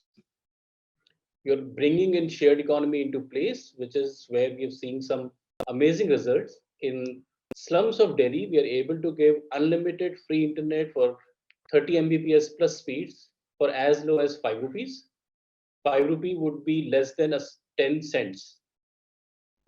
And that's the denomination. I'm not talking about like the unit price. I'm talking about the currency itself, and we're seeing these small kids where the share of wallet is shifting from a packet of chips or a small candy onto internet. The child who's between 10 to 20 years of age, instead of going to a shop and buying a candy or a chip or whatever pocket money he or she gets, goes and buys internet for 5 rupees, 10 rupees. Now that's the power when architectural shift happens. That's the power when, in the true sense of community network as a definition, you're taking it almost to every individual to create their own network. We as a company are the first PDOA in the country. Most of our work as of now has been more focused in low income urban areas. Now that's more driven by the fact that we want to make sure we grow profitably. The model under the shared economy and Vani architecture allows us to be operationally profitable right from third month itself. And that's the huge opportunity that we're seeing in India. And that's what is super, super exciting for us, Madan. Thanks, Satyam. There's a couple of questions for you in the chat window. Maybe you can take a look at it afterwards and just type in your responses. Sure, we come to the end of the first round of questions. Let's go to the second round now. We have Osama till 12:45, right? So I can squeeze in maybe 3-4 questions more for the panel. So we had a very good discussion now on where has the field come so far. We're now coming towards the end of this year, 2021. And my next question to each of the panelists is, when you look to the future, what are some new trends that you see coming up in 2022 and beyond that will impact the rise of community networks? For example, more open hardware, I guess, Harish, or more policy regulations. There's all this talk now about 5G, and people can set up their own 5G networks, etc. So are these some things we should be looking at? Harish, what do you see when you look at the crystal ball, future of new kinds of open models for community networks? Harish? Yeah, I think my crystal ball is out of battery, so I have to revert to a solar panel one. So I think, okay, there are plenty of stuff that is happening. The Raspberry Pi as a technology, I think is going to be a very significant, especially Raspberry Pi W2, and a whole bunch of technologies coming out of Expressive, the ESP8266 devices. There are $1 a piece, 1 Singapore dollars or $1 US or something per piece, and they are Wi-Fi enabled, and you can have an opportunity to create essentially a mesh network of sorts, if you want to look at it that way. So to pick up what was suggested earlier, where if it is only if it's a short amount of a low price point for a kid to use, this becomes an opportunity for the kid to be able to now create a mesh network within the classroom, for example, or within the village if they want to. So the opportunity to innovate with open hardware and open source technology is really, it's good. I feel it's already taken off. It's going to be seen in many places which you never thought of it showing up. So that's where I see according to my crystal ball right now. That's great. Thanks, Harish. How about you? In your case, Siopi, when you look at the future, what are some technologies or policy changes, organizational changes that you think are very important for us to watch? Siopi? Thank you, Matan. I think from my side and the discussions that governments are having at the moment, digital transformation seems to be a very key word these days. And 5G technology is one of the drivers of digital transformation that countries are looking at. So this in the next 3 to 5 years would be a big thing for Asia and the Pacific. The challenge is if we look at countries who needs this kind of technology the most, these are the low-income countries. 5G will not happen overnight. The countries that were most likely to adopt, especially community networks using 5Gs, would probably be the ICT advanced Asia Pacific countries. So I think at the end of the day, we still need to recognize that while new emerging technologies are coming aboard, it also creates new opportunity and new challenges for countries that needs it the most. And therefore, we still need to work together to promote connectivity and the most basic infrastructure in place of low-income countries in the region to ensure that they are able to benefit from the opportunities that could be provided by new emerging technologies. Thanks, Madan. Thanks, Yopi. Let's start with Jane now. Jane, when you look at your crystal ball, you've got a very nice global view of this whole industry. What do you see in terms of technology or alliances or organizations getting into this space? Jane? Thank you. If I look in the crystal ball, I see some new trends on, and Harish started this with the solar theme. Rural electrification and community networks are partners. This is something that could absolutely take off in certain areas where we're hearing this more and more in some places where they've asked, well, if we're putting in an electrical grid, I said, you're obviously going to put in connectivity, I hope, and or the other way around. Connectivity can spur rural electrification as well. So there's good partnerships and synergies there. On the policy and regulatory side, it's definitely spectrum, universal service, and new financing models. Spectrum is something that we used to be very careful about how we talked about spectrum, and now we're a little bolder because you can share the same space with the 5G community and you can be a backhaul partner for others. And on that backhaul side, low Earth orbiting satellites, there's a lot of buzz about this globally. Now we'll see if those systems are actually doable, but there's a way you could find cheaper delivery mechanisms through the LEOs for connectivity. It's exciting to think about. Hopefully something will materialize, but there are going to be lots of different policy and empowerment conversations about those networks if they do partner with community networks. So there's something to think about in that. How about you, Satyam? When you look at all the changes in the urban parts, rural parts of India, etc., technology policy, what are some things that we should be looking out for? Satyam? So, like you said, Madan, the huge policy enabling change has already happened. Our sense is that for-profit models will take up and there would be a lot of innovation happening around that. And because the innovation would be very, very specific to the target segment, and therefore there might be a lot of customization which happens on the tech front. So instead of tech driving deployments will drive a kind of tech. And therefore I agree with Harish that there might be a lot of open source hardware and software on top of which these models would be built.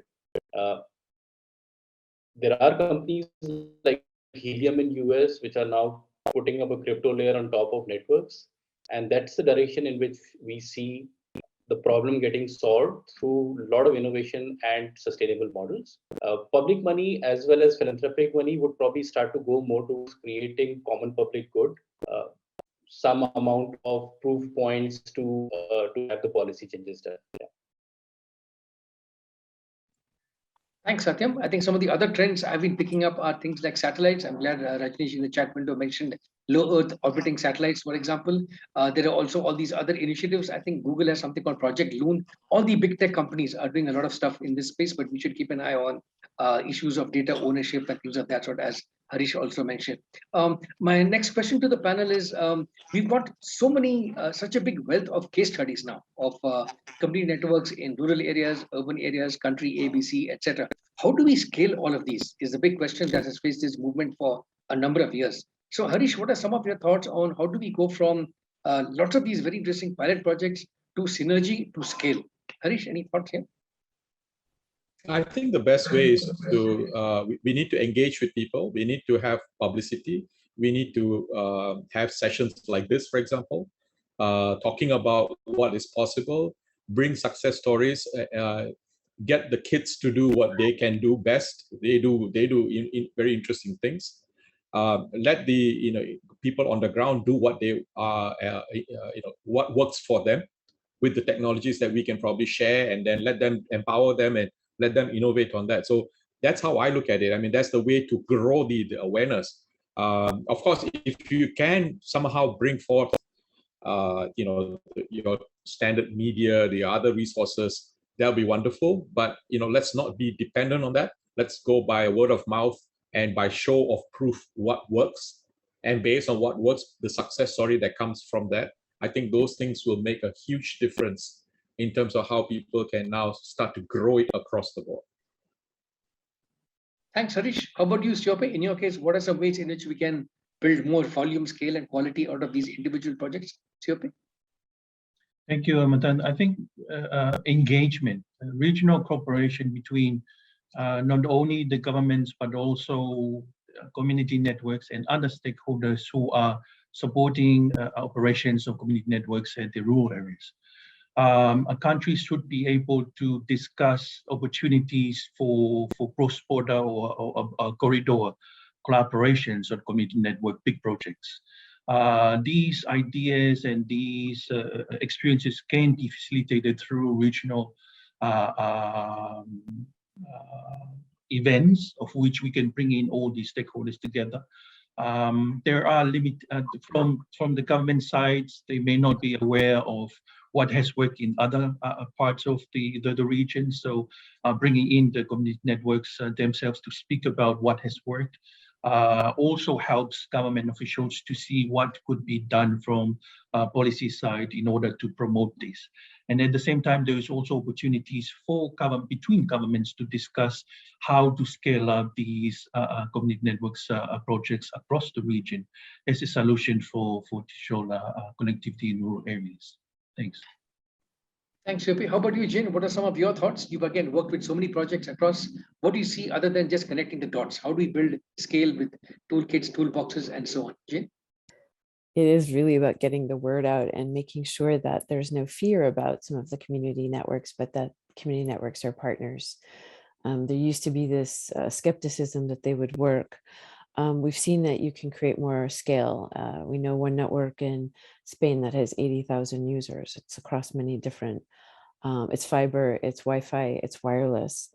But to echo the colleague from you and SCAP, we have to make this more mainstream with governments. It's not unique, that they're absolutely something that works.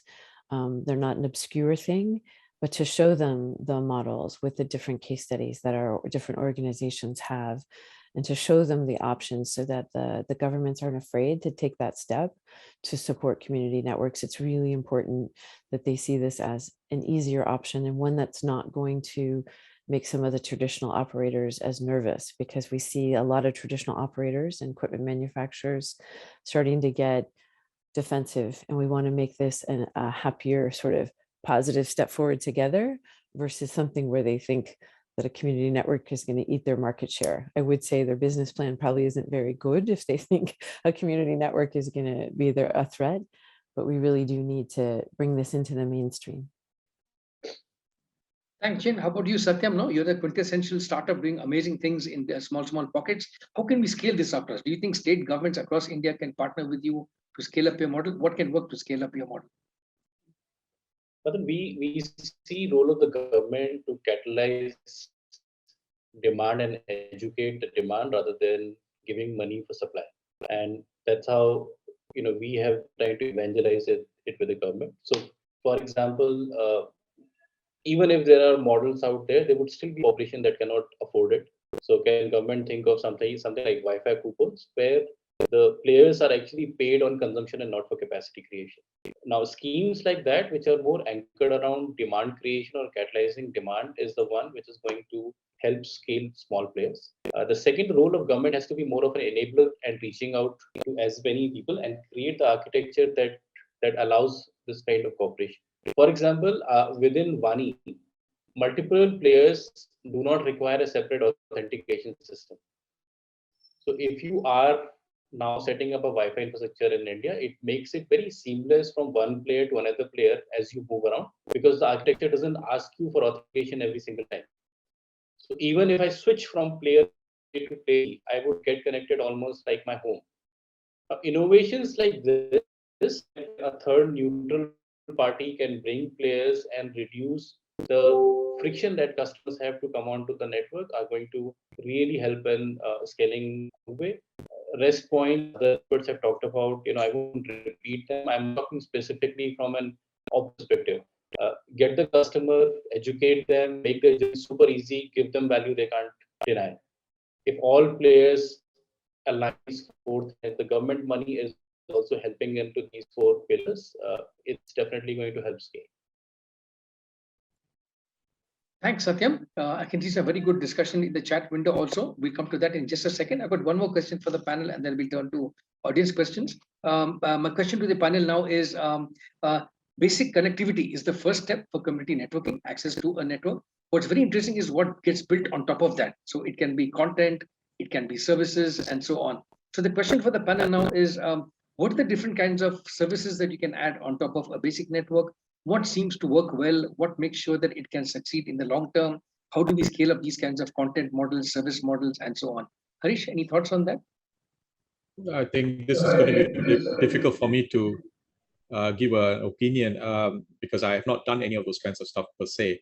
The only thing I would probably suggest is maybe, is there a distinction we can draw between networks that are connected to the public internet and networks that are within a particular village or in a smaller region, so that you may have different kind of services that you can make available from a localized intranet, as it were, and a publicly connected internet aspect of that kind of a network.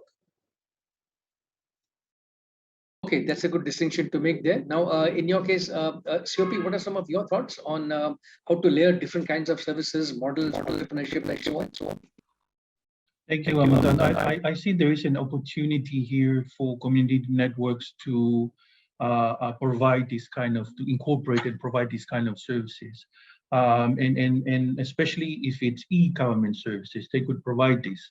But when they do provide this, for example, in the case of e-education, during COVID-19 times, during lockdown times, there were issues of copyrights that came into play if community networks should be able or are able to share e-education materials to the villages. So even in that scenario, there are issues that needs to be dealt with in order for these new opportunities to be incorporated to community network services. So just a thought on that. Thanks. Thanks, Sophie. Yeah, those are some good opportunities you identified. Jane, in your case, what have you seen in terms of business models for layering different kinds of things on top of the networks, content, services, information, and so on? Jane? There's some innovation taking place with IoT and LoRaWAN for farmers, but also for network monitoring because it's low bandwidth with LoRa. We're also seeing some tribal communities in different parts of the North America and the US and Canada looking at ways to connect elders with younger people so that they don't lose traditional information. And the last thing we've seen is the importance of the digital inclusion on the library side and using community networks as a way to get out the message about libraries and schools and health. And some of the libraries themselves are becoming community networks. So it's almost the reverse. We're seeing that digital inclusion aspect grow and grow. And also, as I think I mentioned, the elderly, but this is becoming a really important issue where you're bringing different tribal communities together to share that knowledge with the elders and the youth. Thanks, Jay. Those are great examples. I think definitely local cultural preservation is one case study we've seen. People archiving the local herbal, the Ayurvedic kind of information, etc. In your case, Satyam, you talked to us about how earlier how people are able to access for 5 rupees a month internet, etc. Can you share with us what are people doing with that 5 rupees access? Can we learn something from the content they're using it for, the services they're building on top of it? What are some lessons we can get, Satyam? So more than around 30% of the time, our primary user base is using it for some kind of information search. So they might be Googling about something, or they might be watching a YouTube video about something that they don't know. This, when we compare with other standards, is slightly higher. Another 25% goes into social media. When we look at this data, it must be seen in the context of how a normal customer also operates, because a lot of time it is seen from a very beneficiary mindset that why are poor people on social media. Now, while the real question has to be, if the entire world is on social media for 40% of the time, now here is a segment which is spending 25% of the time on social media because it's as much a critical need and connectivity solves for it. Talking of the bundled solution that you said, technical feasibility of content, even creating multiple layers on top of it exists. In our experience, it makes business sense to only do it when you are at scale. Without scale, the model starts to crumble, and doing it too early as an experiment doesn't yield business results. From a tech feasibility, yes, all of them exist. Are they part of our thesis? Yes, they are part of our thesis, but only when we scale to a level where people have started to consume the basic services. Icing should only come on top of cake. If there is no cake, having only icing is never going to help. Thanks, Satyam. I think, Osama, there's some questions here which you may be able to answer in the chat window. There's some very good questions on what is the progress so far of some of these earlier very high-profile projects. For example, BharatNet, that's one of the big government initiatives kind of thing. There's also a question about why are the local governments, what are the local governments in the different rural parts of India doing to connect the local communities to the internet? And if not, what can be done to fill up those gaps? Maybe, Osama, you can address some of these questions over here, some of your own experiences. Yeah, I before I do that, I think some of those questions Satyam can also address. But there are 2 points I wanted to make and also ask all the panel. One is that community network has been known and has been seen more as a tech-driven, activism-oriented, finding last mile space for connectivity. It's very important to create the pervasive impact of internet and taking it to the mass level. Is that community network also needs to be redefined. Community, because it is for the community, by the community. And when we say that now this country has come up with a policy which allows anybody to buy connectivity and sell connectivity, that is almost like creating community network. You might be doing it for, in some cases, commercially,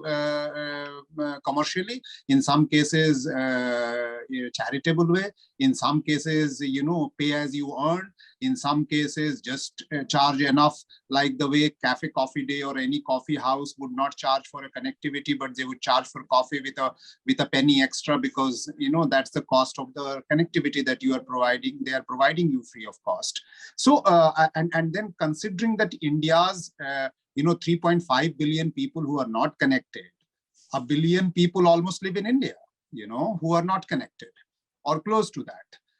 So it's a big global issue also, that if you want to bring them into the connectivity picture, and if you have a policy which allows entrepreneurship, ownership, distribution, no license, Raj, nothing, it comes to the topic that was the topic of the last session, is that how we can create change makers in the last mile, how they can come up and feel that connectivity is a commodity that we can buy and sell. And that is where I wanted to ask question to all of you, is that when we started as an internet 20-30 years back, just getting internet was good enough. But now, is it good enough to have internet without context, without content, or without responsibility, or without accountability? Because now internet carries hundreds of things that we don't want, that we don't like misinformation, fake news, hate speech, trolling, fraudism, online, everything, So taking internet without accountability, entrepreneurship, contextualization, linguistical contextualization, and accountability, and is that even possible, or should we take care of that?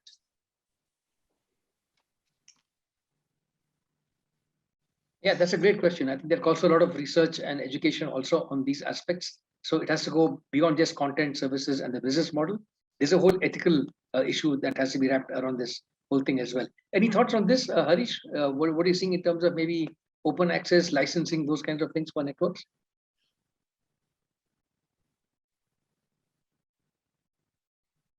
Harish or Jane, would you like to jump into that one? Jane, any thoughts on what Osama just raised on the overall ethical issues surrounding open networks? Yeah, and it struck me when Osama was speaking that in order for a certain uptake, more uptake, we have to have digital inclusion. People have to see themselves and want to participate in the content, but content is always such a tricky issue. I know from colleagues who do work with some tribal communities and listening to those tribal communities, there's a real fear of some of the cultural norms being challenged and how you would curate information. And of course, I'm for an open, accessible internet, so I'm trying to say this carefully, but some communities may decide what type of content they want to see and have people exposed to. I would hope that wouldn't limit the infrastructure development. So it's a chicken egg, as they would say, or egg chicken problem, where you want the connectivity, but how do we best help educate people when they have all these options for content? And that's part of the digital inclusion equation or the digital equity equation. I don't want to pick for people, right, what they can see and what they can't see, because that's also censorship in some ways. But for some communities, I know that they don't want their children exposed to certain things. And so it's a very complicated issue for policymakers. But if you want everyone included with opportunity for socioeconomic development, what do you do? And it's a question, because some of you may have run into this in certain areas where the village elders may not want certain content, but how do you encourage them to continue to build out the network itself so that everybody has an opportunity and that you don't have people trying to speak for other people? Maybe I confuse the situation, but it does bring up a lot of really great issues to think about. And I don't want to see governments use content as an issue to block community networks for content delivery. Thanks, Jen. How about you, Satyam? Where do you stand on this rights versus responsibilities question? I mean, maybe yes, kids want all access to this internet and so on, but I know there have been concerns that there's a lot of adult content which kids should not be seeing, and they're seeing it too early. I mean, lot of issues are there around these kinds of open networks. Satyam, what are some things you're seeing in terms of ethics and responsibilities? So, Madan, in the context of what Osama said, and very specific to India, with this new architecture being out there, we are betting that there would be a lot of startups and a lot of very interesting companies who would come up and should start to solve the problem of connectivity itself. Now, in the initial stages, while they're doing that, it might not be their focus area to start also thinking about how that content is being used, because they're trying to solve one problem at a time, and it sounds impossible. Now, this is where I think the role of public money and civic organizations becomes very, very interesting. You've done all the hard work, you've paved the way, now there's an architecture, now there seems to be the tech and the money also coming to private sector to invest in internet for lower income people. Now, can we now start to focus on the next set of the problem, which is actually about content, right? Now, over there also, you can divide into one, strictly illegal. Now, that's the law of the land kind of takes care of all ISPs, as well as within the Bani framework also. You have to abide by what the law of the land says in terms of certain content. Now, then there can be a content in the middle, right, which is where all the confusion would lie, because things are not as black and white as we would like them to be. And that's where, the civic societies leaders need to probably step up. That is probably the next set of area where the non-profits need to apply their mind and come up with frameworks which are a good balance of letting people grow while at the same time not letting anything and everything on internet disturb our minds. That is how we look at it, Madam. It would take Thanks, Satyam. I'm for-profit very glad you companies mentioned the to word emerge startups with the because models. oh, go on. I thought you finished. Yeah. Sorry. All I was saying was because startups would be in very early stage. I would expect them to actually get into self-regulation too early, and this is where a very healthy way in which non-profits and startups can work together, can come together. Yeah, I'm very glad you mentioned the word startups. A lot of my work is in that space, and social enterprises, entrepreneurs, and so on. In fact, I think there's a very big role now for these incubators in Indian colleges, schools, and universities to incubate these kinds of startups to look at social aspects of technology, connectivity, and so on.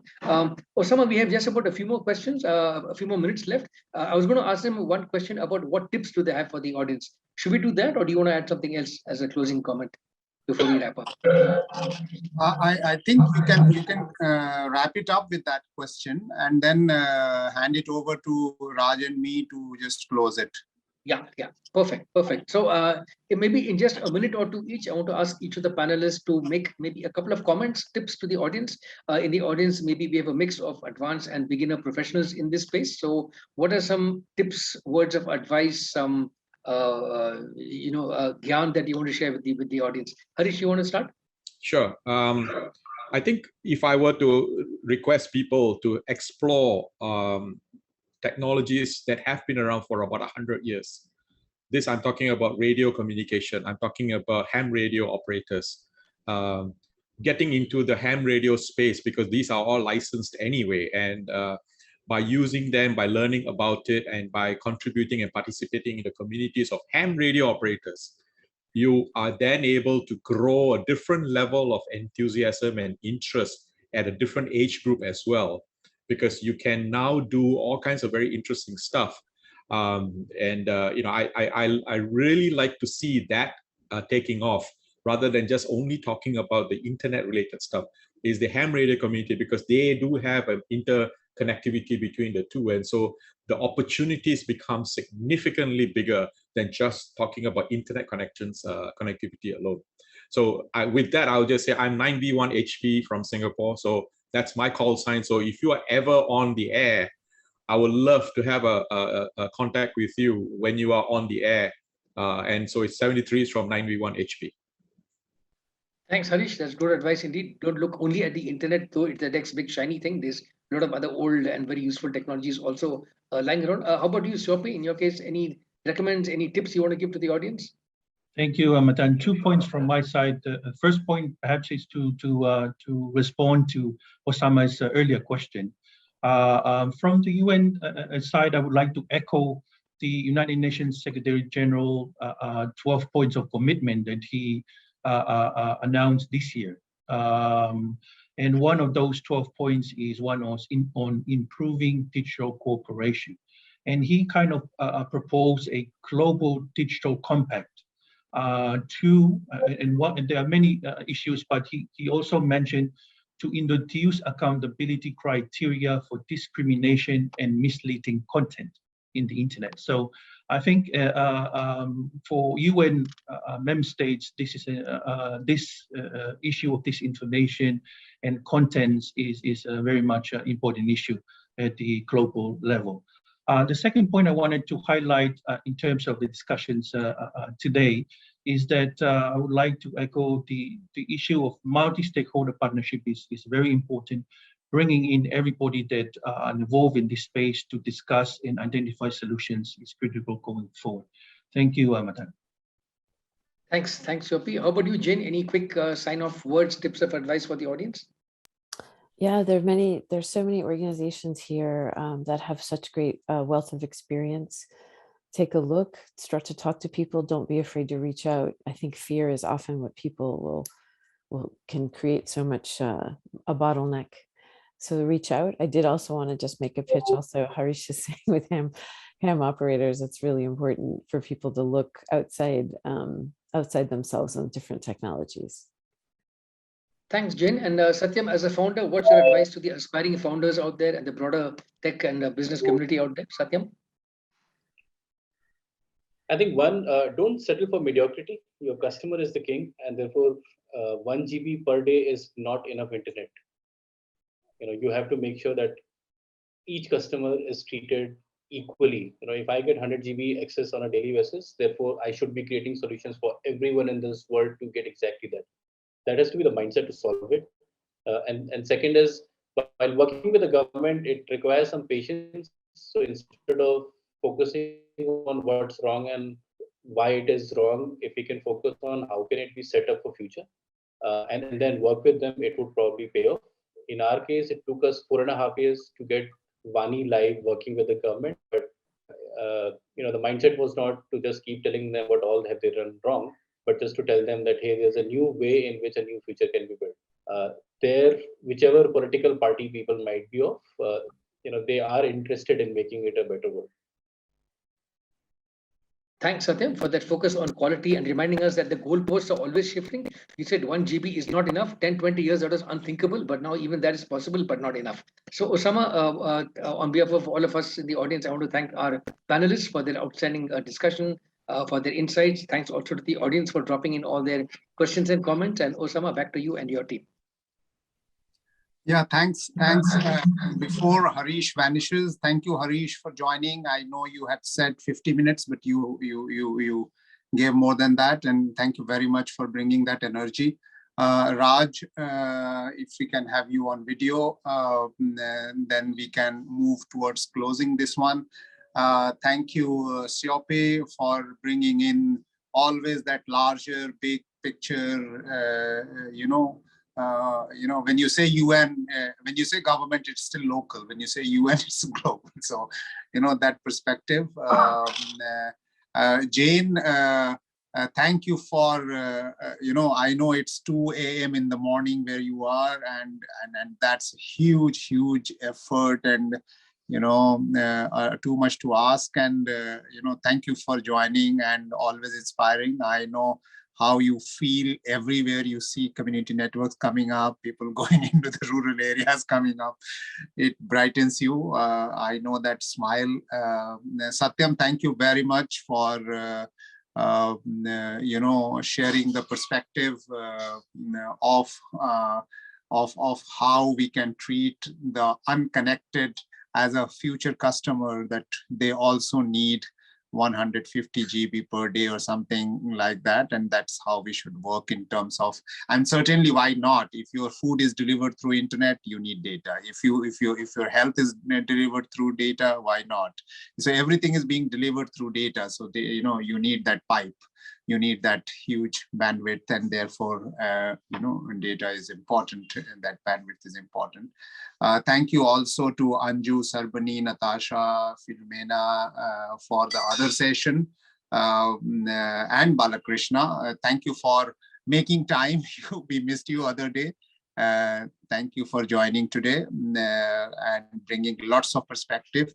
I think today's session was mostly about bringing context into the entire last mile connectivity and how various technology and innovation can help us. But we also discussed about challenges of being connected, that we can't ignore. And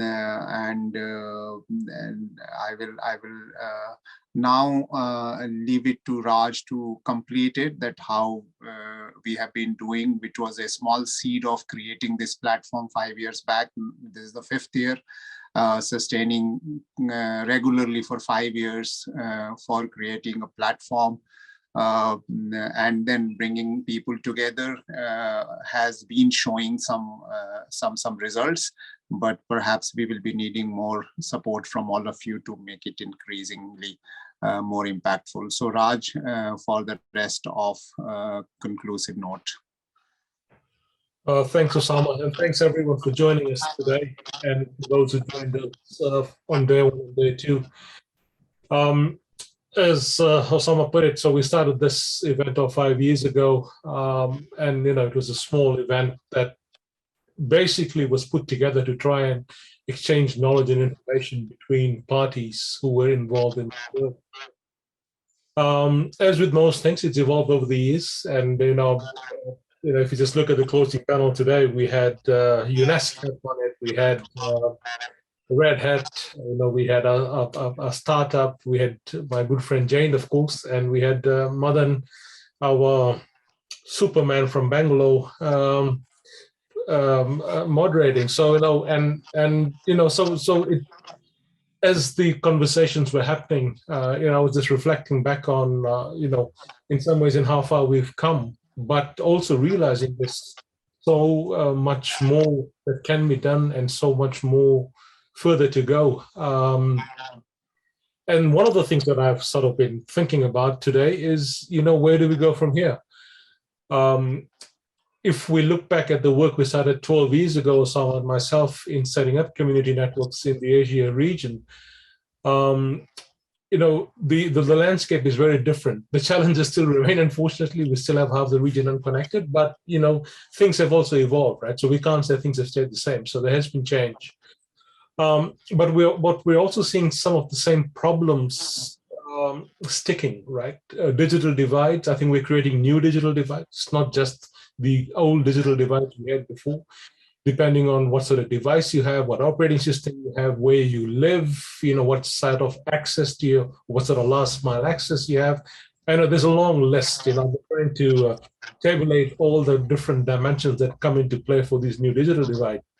And it was a stressful exercise coming up with that list because there's so many. Affordability still remains a problem. Literacy still an issue. So I think there's a lot of work to be done, and no one can do it alone. So I think this is why, from the Internet Society's perspective, and you had COP said it earlier as well, this multi-stakeholder engagement, getting various stakeholders together, is so very important. But the other thing I want to stress is it's not just the so-called experts getting together, right? We need to hear from the people. We need to hear from the community. Often we have the case where, people boilerplate what should be done instead of actually realizing what is required to be done on the ground. So I've always been a firm believer in, first looking at what the community's needs are and then coming up with a solution. So, with the work that we've done over the last, decade and a bit on community networks, or W4C as we used to call it back then, it really was always with the community, for the community, and ultimately by the community, right? You don't want to parachute into somewhere, do stuff and leave, because that is a recipe for disaster. As we've learned, if you've been in the development sector over decades, we've made the same mistake over and over and over again. So that's why I think it's very critical that the community itself is trained up to take hold of this, because ultimately that is where the empowerment needs to be, right? And I'm sort of rambling on now, but since it's the last day, and Osama didn't give me much chance to speak today, I thought I'd sort of rant on for a little while. But one thing I do, this last session that we just had, one thing I would really like to explore going into the future. We know what's needed to set up connectivity. We know some of the bits and pieces that are required for, upskilling communities, digital literacy, et cetera, et cetera. It would be really nice if we could start thinking about, okay, how do we now bring about innovation from these communities themselves, right? What we were trying to allude to earlier with this last panel. Some great examples and ideas were thrown up, but I really do hope that we can explore some of these a little bit more. And I think we need to bring some other players and actors into this conversation as well, right? Those who are working on innovation centers and things like that, and accelerators and incubation centers and all that. So Madan, maybe we can have a discussion later on and see if we can inject some of those into some of this work. So I'm going to stop there. Thanks very much. I can't see Philo here. I was going to ask her to say a few words, but it's been a pleasure to have AIBD partner with us on this. Day 2 was completely devoted to trying to explore the synergies between community networks and community radio. And I think we came up with some great synergies and ideas there. And I'm hoping, that the community radio community can become community network operators as well. I think there's a very clear path that can be followed in doing that. And we've actually been successful this year. Osama and I have turned a community radio into a community network operator. And there's a nice video that we played, I think on day 2 it was, which will be online on the website. But you consider what possibilities there are there. But most importantly, please stay engaged, please connect with us, and let's continue this conversation so that we can better deliver the opportunities that the internet can bring to those who need it the most. With that, thanks to the team involved in putting this together as well. I'd be remiss of me not to say that. Thanks very much, everyone. The list is too long, so you know who all you are. So thanks very much. And of course, to all our speakers and panelists and our sponsors who've made this possible. It's been an absolute pleasure. And we hope to see you again. Osama, back to you if you want to do a sign off. Yes, the sign off with a formal note of absolutely formal named based. Thank you to all the audience who are watching in remote areas, all the people who are watching from various parts of the world. I still see a lot of Pakistan and Indonesia and many Nepal and all that. And thank you to Internet Society and DEA for organizing this. And thank you for APC and APNIC and A4AI for supporting this, including AIBD and Act for Hope and Landscape of Hope for supporting this. We would like to keep on increasing this support list year after year. Just to give you a glimpse of next year, we are looking at doing CNX next year for almost close to the whole year in a periodic fashion. So not getting into details, but hopefully we are going to have this as a year-on activity. Periodically every month we will get engaged and we do it from the ground. So thank you very much to everyone. Thank you for your time. Thanks for devoting your morning, and see you soon. Bye-bye.